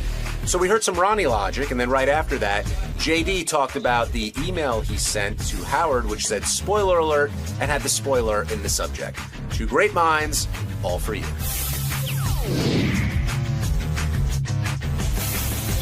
Ronnie, with Lou and Joey coming in, a lot of the they got along very well, but Gary, you should describe the setup because there was a whole reconfiguration of the studio, and one was isolated, and a lot went into it. I'll talk about that, and then I'll talk about the conversation that Ronnie and I had yesterday, how it all led to this. But basically what went on was Howard was very fearful that there was going to be an altercation. And Ronnie and I had spoken yesterday morning. I went to Ronnie. I said, you got extra guys tomorrow, right? He goes, yeah, absolutely, because we knew something could happen. So I get a phone call from Ronnie at like 1. I guess Howard called me when I was down with Tim, and I tried to call Howard back. I couldn't get him. Ronnie called me. Howard's very nervous about what's going to go on. And then Ronnie said something about a ball and a chain, which I didn't understand, which in all fairness, Howard must have said to him. And in my mind, I'm thinking like, handcuffs and balls and chain. Like, we can't do that. Does Ronnie have a security or police type of voice or manner when he's talking, like when he's setting up these plans? We were just talking. Ronnie and I talk about this, like how you going to handle this, how you going to handle that. So Ronnie had informed me, because Howard had gone to the gym, and Ronnie said he called me. He's worried about tomorrow. He talked about maybe handcuffing them or putting them in a ball and chain. But I called the people that work here, and it can't happen, et cetera, et cetera. So I just sort of let it go by because I knew it was an idea that came and went. Right. And then I said to Ronnie, we'd done this twice before. I said, why don't we put one guy in Robin's studio? That way your guys can block the door either way, him coming out or Joey going in. And that ended up being Lou. Right. We put Lou in there and put one guy on the couch. And so everybody liked that idea. Now, I'm trying to think who the other people, who's the black wrestler? I think his name was Booker T. Mm-hmm. And I think somebody interviewed him and gave him a quiz, and he did not come across looking very bright, and he was fucking angry. Yeah. And so we put him in the booth. That's one I remember, and I think we did it one other time. Oh, the KKK guy. Which kid? Yeah, Daniel Carver for the Carver roast. That was the roast. Protect him, though. That was the roast. Right, he was in there. But Ronnie, what was your plan? And did you leave a message like that for Howard? No. So what did you tell him? No, we talked in the car, and he said that he was nervous about, he didn't want any problems.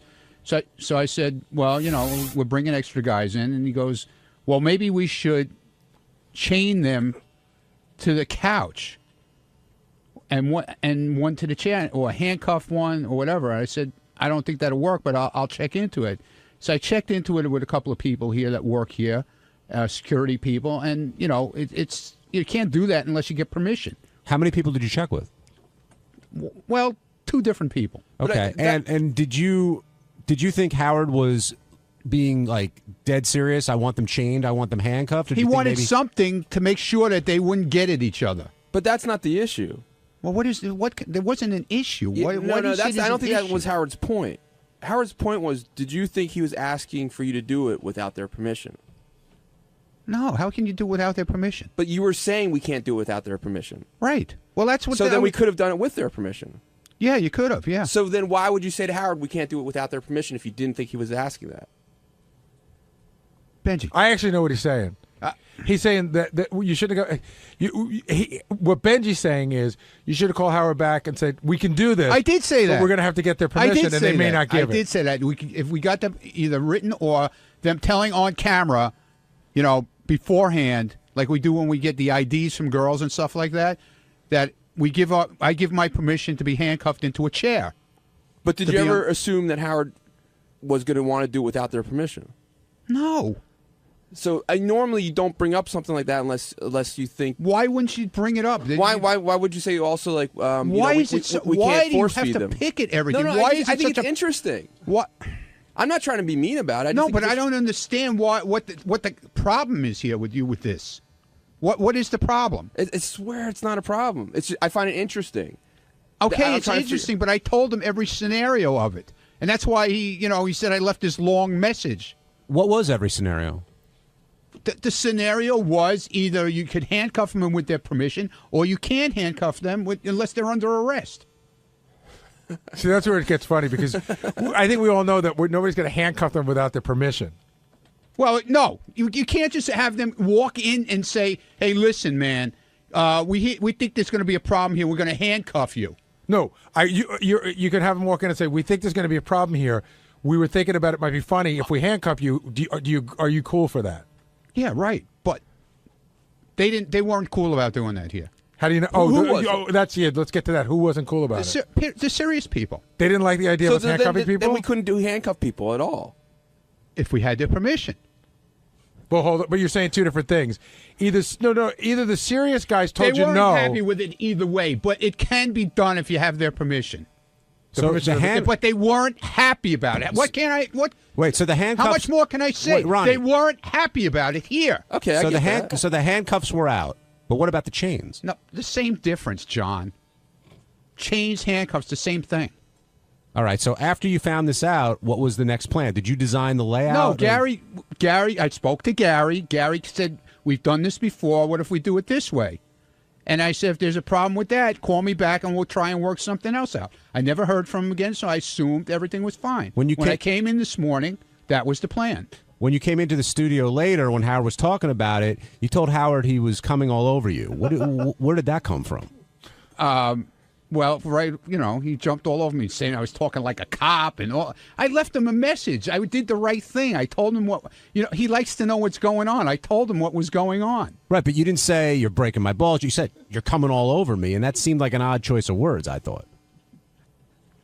I don't do it. Why, John? Why?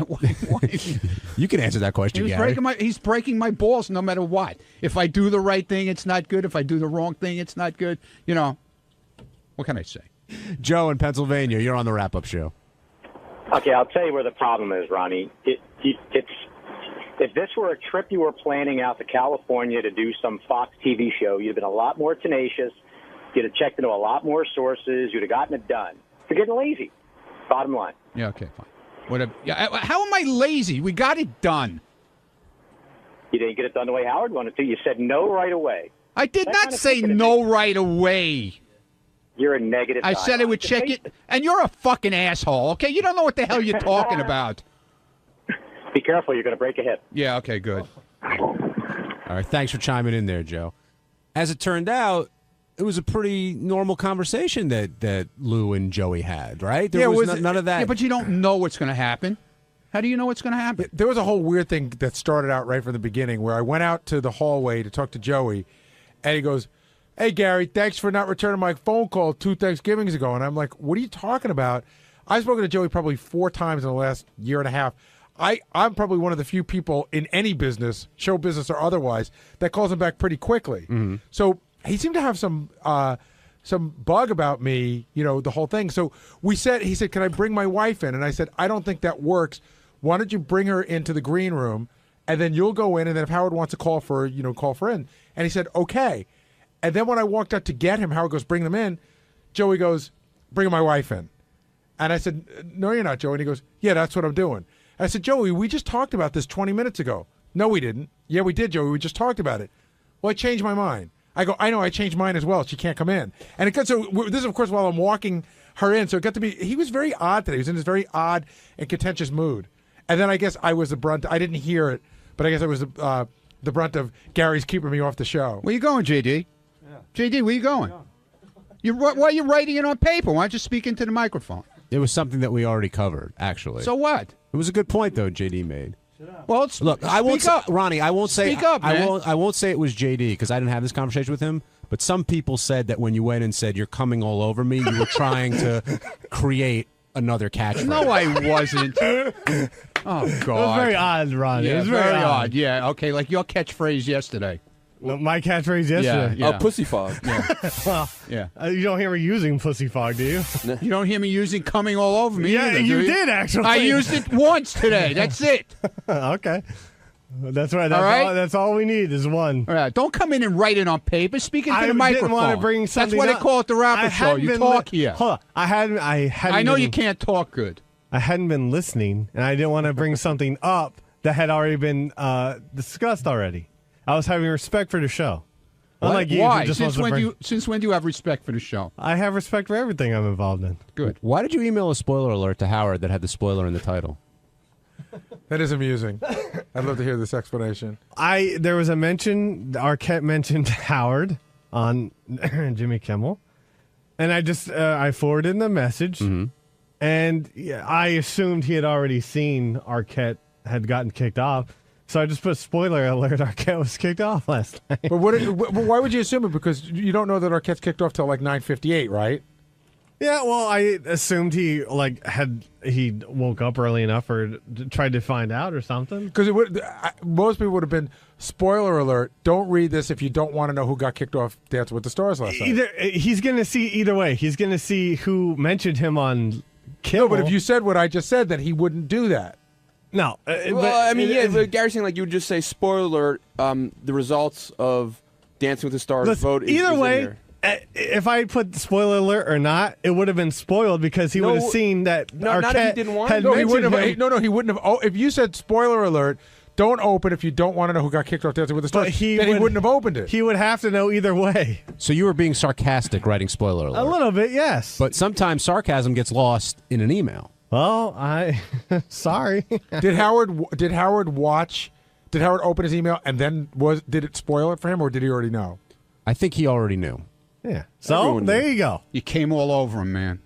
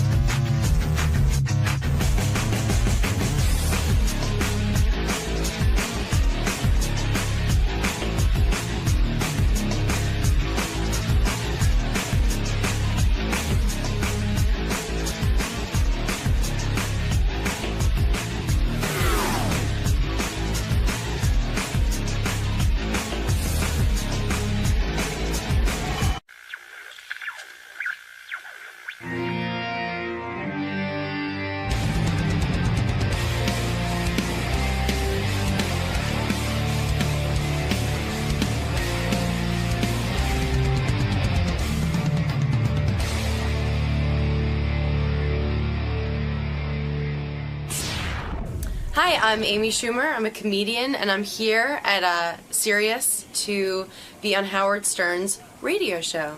And it seems like people really like it. Now, yeah, it's mildly popular. Yeah, he has some listeners, right? He's growing. He's a work in progress. Right. Yeah. But we have a lot of faith.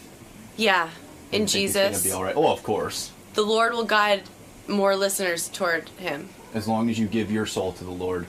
Oh, it's been given. Okay. My soul's been with the Lord for a while. I figured you had that look to you. Yeah, like I've been saved. Amy, this is a big deal for you as a This comedian. is it. This is the biggest deal there is for a comic.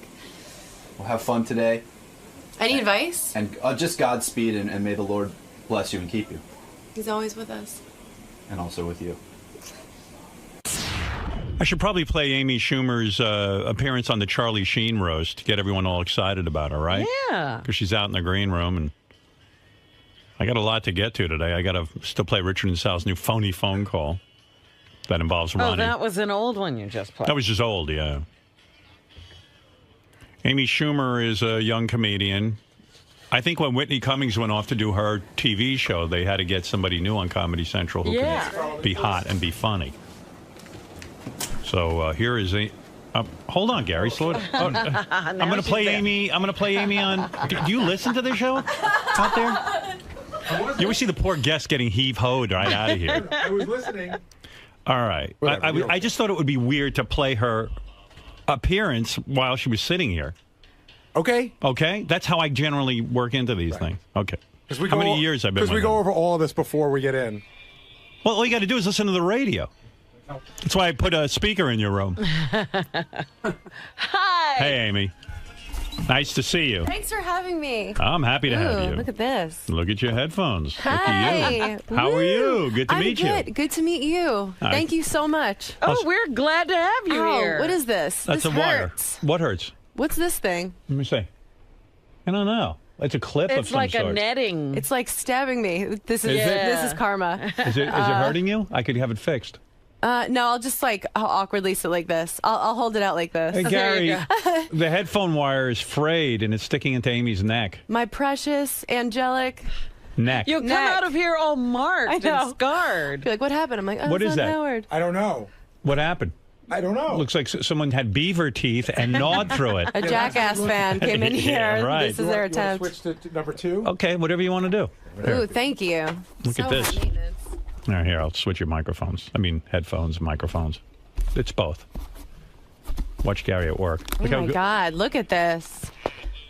Thank That's you. better. Okay. How you Miracle feel now? worker. Feel I good? feel wonderful. Yeah, I feel good. Amy, so whenever I have a comedian in here and they do one of those roasts, I love to ask them about how awkward it is because when you sit there, It's dangerous. You got Mike Tyson you're goofing on. Yeah, and he was like so gentle, but you do have the feeling like, oh, you could murder me right now. I watched that roast and I thought, I don't think Mike Tyson understands. Like he should just quiet down. Like he was actually arguing with you. He's Like, like, are we going to take this? Like he's Right. like starting a riot. I think some people don't ever watch a roast before Right. they do it, and so he thought it was like an urban like comedy situation where it was like good to participate, but it was like no, he kept talking to me. That's why I had to. did anyone calm him down during the commercials and explain, Mike, this is something where you just kind of Yeah, take Don it? King was there. Yeah. No, nobody. He was. No, Don everyone King's was there to explain it to him. Yeah, everyone was so worried. I think he was like the wild card that they were Right. like he could really blow it, but he did a great job. He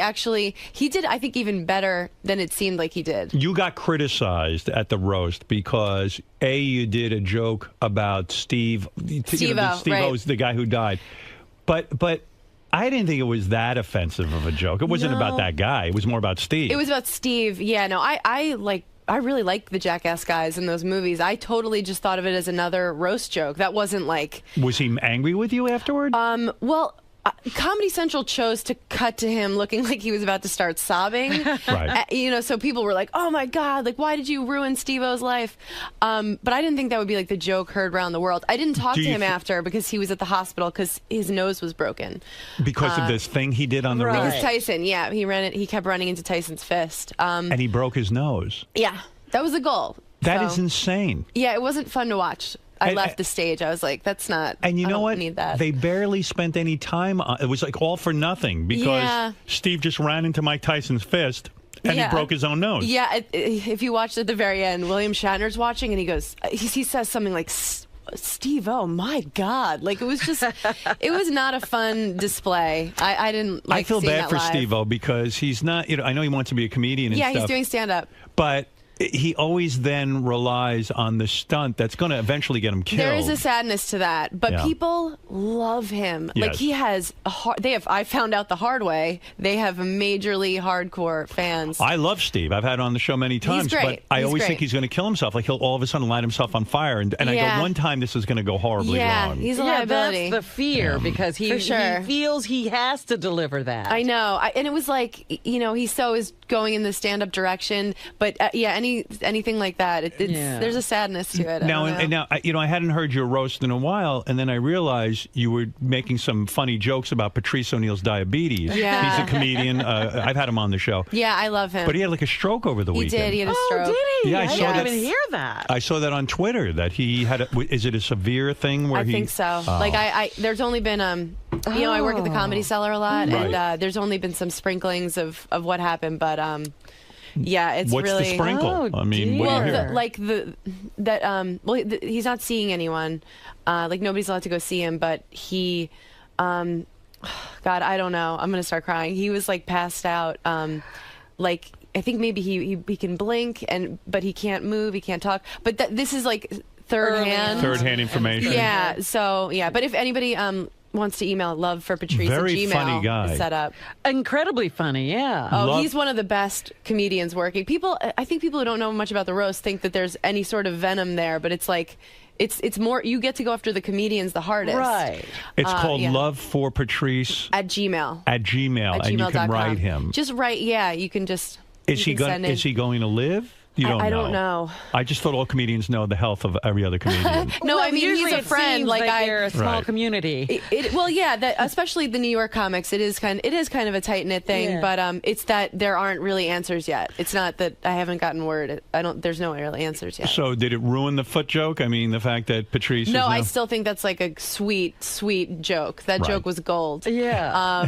But no, he loved it. He was, and he's been in here. He's the most vicious. He can just slaughter you. Oh, my God. Funny story. I thought he was terrific. I heard some comedy tape of him. Amazing. So I invited him on the show. He came on a couple of times, I think. I think I have this right. I'm not sure I even remember. So at one point I said to Gary, gee, we haven't seen Patrice O'Neal in a while. He said, oh, he's not doing the show anymore. He's mad at you. I said, what did I do? I don't even know him that well. You had a falling out. You Yeah, didn't we know had a about falling out, and he said, you were on the air one time, you couldn't think of his name, and you said to Robin, he's a heavy-set or a fat black guy. I can't think of his name, the comedian we have on. So Robin said, oh, Patrice O'Neal, and he got angry with me that I didn't remember his name. Oh, Really? Because he still talks to me. I saw him outside. Did you? Not too long ago, and I said, hey, Patrice, and he was like, hey, Robin, how you doing? Really? Oh, well. But yeah. I hadn't seen him in here, and I did wonder why we hadn't had him in. He's sensitive. He's a sensitive man. He holds a grudge. I said to Gary, I said, oh, that's such a shame. I said, I don't he was know always him. Funny. Yeah, he's great. His name was not on the tip of my tongue that day, but I was trying to describe to Robin who I was talking about. Yeah. But anyway. He should understand that sometimes I have to remind Howard of my name. Yeah. Well, yeah, right. Yeah, who are you? You were great on the roast, Robin. Oh, thank you. Did you have fun doing that? It was a lot of fun. Yeah, right? A lot of fun. But it's tough. It's like all your worst nightmares as a child in school coming true. Was that the first roast you ever did for Comedy Central? Yeah, I found out 2 weeks before that I was doing it. So are you the hot girl who now gets the Whitney? Are you going to take the Whitney slot? Do you get the I'll Whitney? take that slot for sure. You'll I'll take take Whitney's Lampanelli's slot. I'll take whoever's. Yeah, I bet she has a nice slot. So would you say that your career is struggling? Like it's a tough career because now are you making it? What is going on? I'm here. Where are we at? You're I'm here. Now This you were looks on like Vegas. You were. It does, doesn't it? It's Yeah. really tacky. You were, but don't say that because the guys are very proud of it. No, it looks It's brand new. amazing. This is a dream come true. I always say to any of the comedians, were there jokes that you were going to do at the Charlie Sheen roast that got cut? Yes. There were. There were. Would you share those with us? Yes, I will. I'll share Okay. some. Let's see. and I don't remember why these were cut. Some of them, like Harvey Levin, backed out at the last second. He was supposed to do it. TMZ guy. TMZ guy. Okay. Yeah. And did you know he's gay? Yes. Yeah. Oh, okay. I didn't know that until I was. Oh, okay. Okay. He just talked about cock nonstop, and Yeah. you're like, oh, wait a minute. It dawned on me. The whole time. It actually dawned on me that he was gay when he talked about cock for 20 Is that minutes. what led you to believe that? That's right. I said, Harvey, you are one tiny little queer. The only box you'll ever come close to are the 3 you stand on to see over the cubicles. Said, you've done more fudge packing than a Keebler elf who loves anal. I said, Harvey, you bottom-feeding, despicable Jew. And I can say that because I'm honest. Right. You make your entire race go from saying never again to, well, just this once. You should have been there. I know. He backed out. I was so bummed. I was going to go after him. Yeah. Now, do you write these yourself? Yeah. Wow, that's hard, huh? It is. What is the process of coming up with roast jokes? What is the inspiration? Like, what do? You just sit? Do you sit yourself down in a room and go, I am going to think about Harvey Levin. About what's the meanest, worst thing? What do I think his deepest insecurity is? Right. Or just like my fat jokes about Shatner. I had originally written those for John Lovitz, but Lovitz looked pretty good, so I was like, I just kind of transferred them to Shatner. And then I found out while we were sitting there that he's like in his 80s. Yeah. And then I'm like, I'm calling this 80-year-old guy fat. But like, give him a break. But he was a good sport. Right, yeah. right. But they cut out my Jeff Ross ones. Do you feel bad about making fun of people at all? Does it get? If I thought I really hurt someone's feelings, I would feel like shit. Do you come up with really mean jokes that are so bad that you go, I cannot say this on a roast? Yeah. But that's the process. You've got to let everything fly. Yeah. And then you kind of tone it which down. is weird because that joke, that Steve-O joke, I did not think that was going to be anything. You know, I didn't go into this roast like, I don't care who I hurt. I want to see my name in lights. I just wanted to do a good job and write jokes that I was proud of. The other one I thought that was really was the, those 2 women whose lives you ruined, your daughter. Yeah, that was good. Thank you. Yeah, that was a real good one. I thought that was one that would have gotten more flack. But how long you never does know. it take you? Like you get basically like 2 or 3 minutes on those roasts. Yeah. How long does it take you to come up with your roast material, your A game for a roast? Well, it's 6 minutes. We get like between 6 and 8 minutes, except Jeff Ross gets like an hour. Right, because he's so good at it. Yeah, he's the best. He's the best. Well, Geraldo was the best. Yeah. Greg Giraldo was great. Oh, God. Yeah. So I think I found out that I might maybe do it like a month before. So I just started writing, and going around trying my set out. When I found out I was definitely doing it 2 weeks before, I went to every club and tried out the jokes. Every joke, right. And Charlie Sheen is pretty easy. I mean, that's a lot to work with. And you don't feel bad doing it because his life is pretty awesome. Yeah. Right. Yeah. There's like not that much sadness to him. And I was glad he had us all over at his house the night before. Oh, really? At his manager's house. And he was just so cool. He just, I think, wanted to look us in the eye and make sure we weren't like, we're going to get you. That's kind of weird. I had no idea. Yeah, I didn't know that. What a preemptive strike. It was, I thought it was a great idea. It's just, because, But does that make you eliminate some of the jokes that the fact that you were at his home? Yeah, when Lovitz wasn't really fat, I eliminated those jokes. No, but I mean, did it make you eliminate any of your Charlie Sheen material because you were meeting him? Oh, no, not at all. I would think maybe that would ruin it ahead of time. If I was Comedy Central, I'd be like, no one's getting together the night before. No, they liked it. I think they're going to make it a tradition. I see. Because it's like, the way I felt about it was like, we're all kind of we're all doing this show together. We're all making this show together. What do you mean they decided to call you like a month in advance and say, maybe you'll be on? Well, they shoot for the stars. Like, I think they put an offer out. They put out offers to like Johnny Depp. You know, they hope someone's going through a bad phase. Like they'll just catch someone having a meltdown. But is Johnny Depp really the right guy to have to one of those roles? You've got to be really professional. He's hilarious. No, I'm just kidding. I'm just Johnny Depp, I mean, would be a disaster. Although people are excited to see Johnny Depp, the movie star. People love famous people. Yeah, but I mean, you need a couple of views. I know you need comedian, like comics do the best on there, no question. They sweeten everybody else's set after the fact. But the comics, I think, always do the best. Yeah. But yeah, my favorite part of the whole process was running around getting ready. So what did they cut of you? What did you say about Jeffrey Jeffrey Ross that they cut out? Oh, they cut out all my Jeff Ross jokes. Really? I to intro to him, I was like, Jeff Ross is gross. I was like, but I mean, I could see a girl hooking up with you, Jeff. I would sit on your face just so I wouldn't have to look at it. That's good. Why did they cut that? I don't know. I think just for time. They like to see the stars. Like, I mean, and he's a star, but he's not Sheen.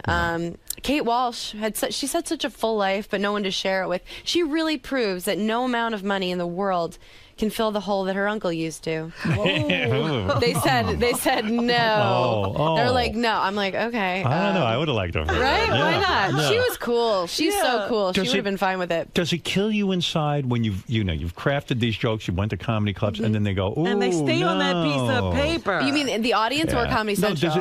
Does it kill you that, like, you spent all this time working on a joke, and then suddenly Comedy Central says at the last minute, ooh, no one's ever going to hear it? Yeah, it hurts. Does, right? It's like a loss. Yeah. Yeah, because, I mean, you can't wait almost to deliver that joke. Yeah. There's so many changes last minute that I was like, oh, it's going to be like this. Like, I was supposed to go up earlier, and then they're like, you're going almost at the end. So it's all these things, and you're just like, oh, and they don't care about, they care about the celebrities.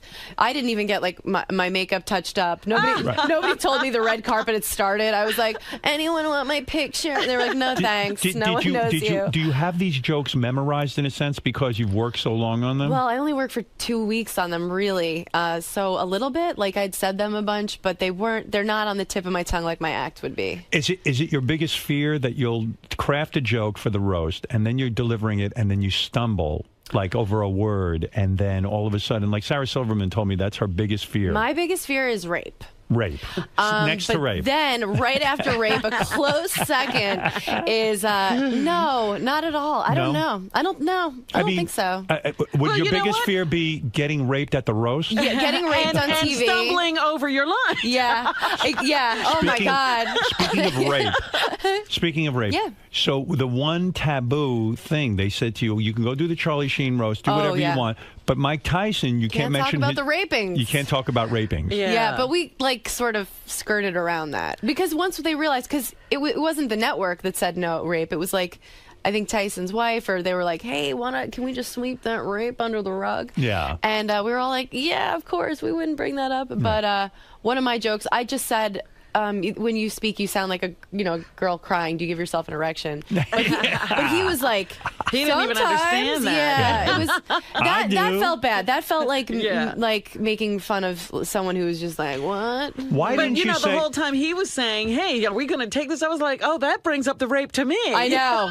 He's like, when should I start raping this girl? Shatner's like, I don't know. Why didn't you say to Mike Tyson, I know you said no to the rape jokes, but since when does no mean no? No means yes, Mike. Yeah. I wrote some good rape stuff that I had to cut. Losing the rape hurt. That really hurt. That was a good minute. That was a rape. Yeah, you got raped by the rape joke. Yeah.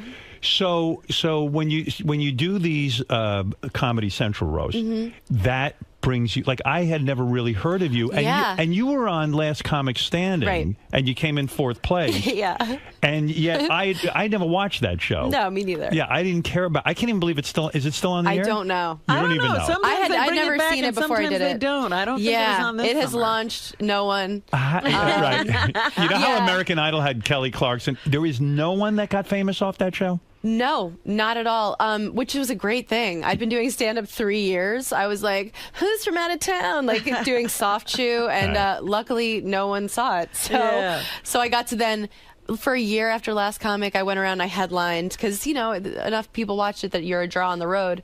I really just got away with it. I'm surprised no one got their money back. And then I went back to opening for Attell and Norton and featuring and going on the road, and now I'm a headliner again. Yeah, right. Did you always feel that you wanted to be a stand-up comic? Was this something like was a burning desire? No, I'm looking to get out. I'm thinking about going to dental school. You want that sitcom? I don't know if I want that. I want to do work I'm proud of, like everybody, Right. But I love stand-up. Where'd you grow up?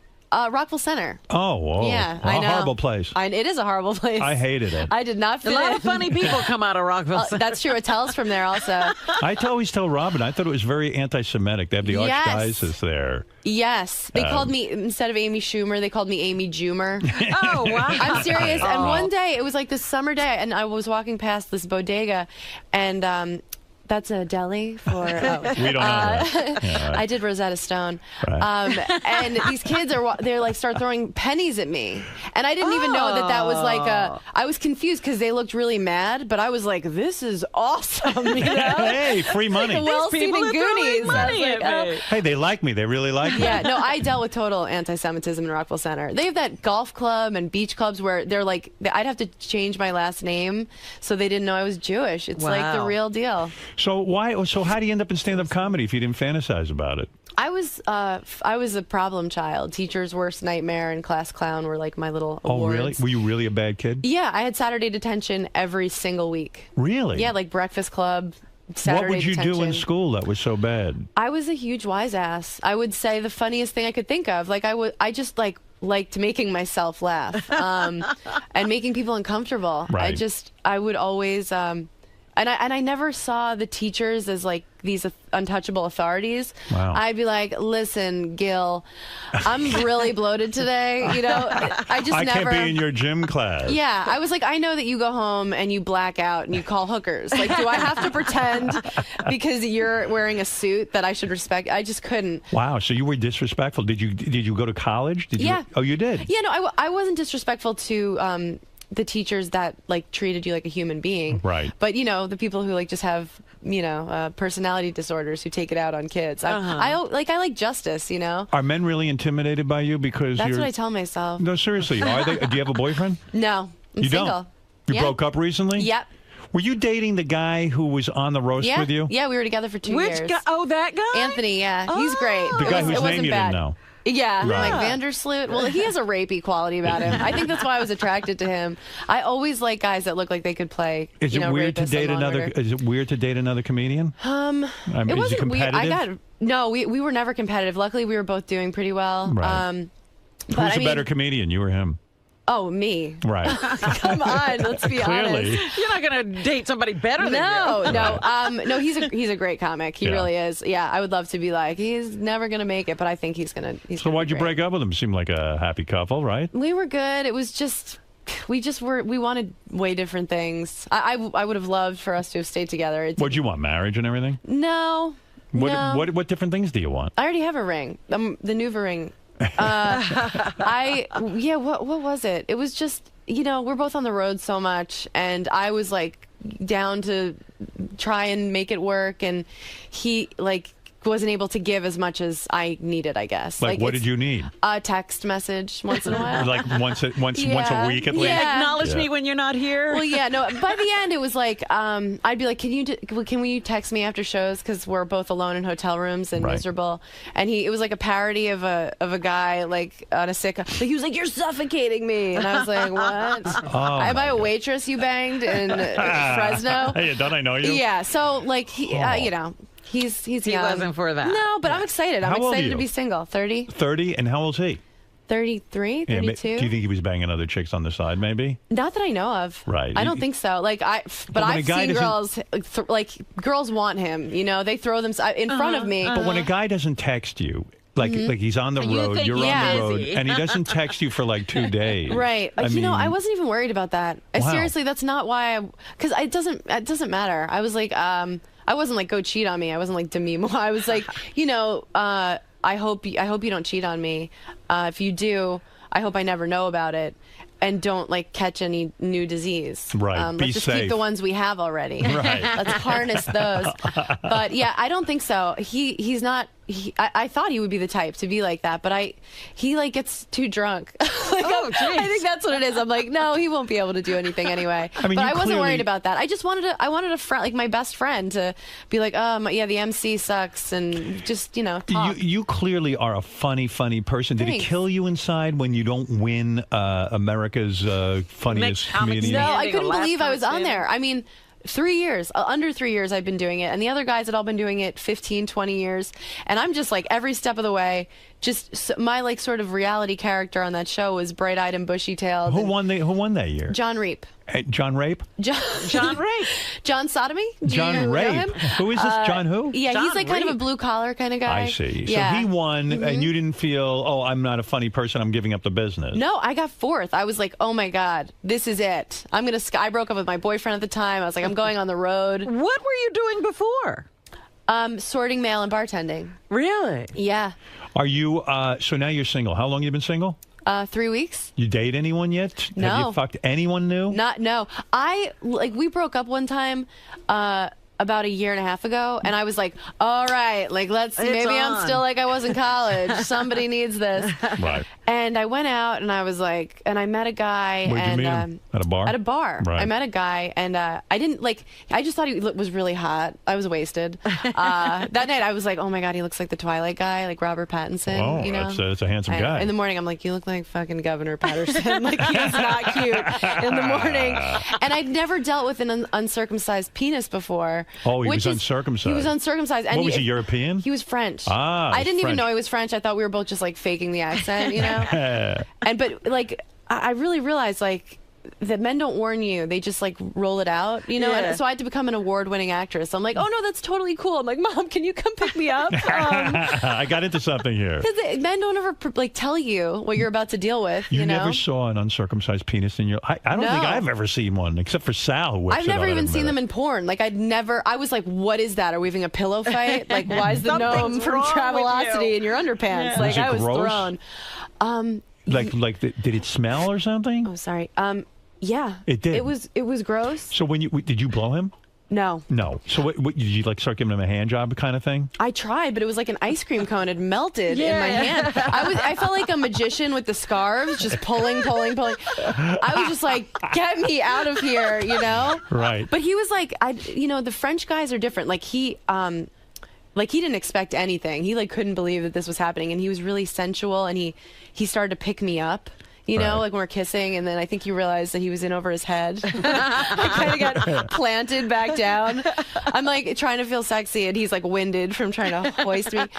But we were like, he gave up like immediately because he's French. Right. And we know how they are. You know how that goes. Right. But I left in the middle. I really did. Yeah, but it wasn't because of like I was like, all right, like your penis is making me ill, the thought of it, but like this little gnome, but it was. Was it a big penis? It was fine. It was totally acceptable. And so you pulled back, and you saw like there was a whole different vibe I to threw it. the skin over my shoulder like a team player. And so then he put it inside of you. He put on a condom. He put it inside me, and then we had to stop after like a second. Why? Because something was wrong with the condom, and he was fixing it, and I was looking at him, and he was like, "Well, don't look at me." But he was like, "Well, don't," and I was like, "Ew," and I was like, "You know what? I'm sad all of a sudden. I miss my boyfriend. I'm gonna leave," which you can do as a girl. Yeah. Like if a guy's like, "You know what?" You're like, I mean, that's so. Do you ever feel as a girl like sometimes you have to say to the guy, "Okay, he was in me already. I should let him finish. So let him fuck me a little bit longer. I mean, we went this far." I felt no responsibility Good for you. for this guy to achieve orgasm. You're very healthy. When I was younger, I had a guy. I met a guy in Montana when I was like 19, and I was like, oh, he was so hot there.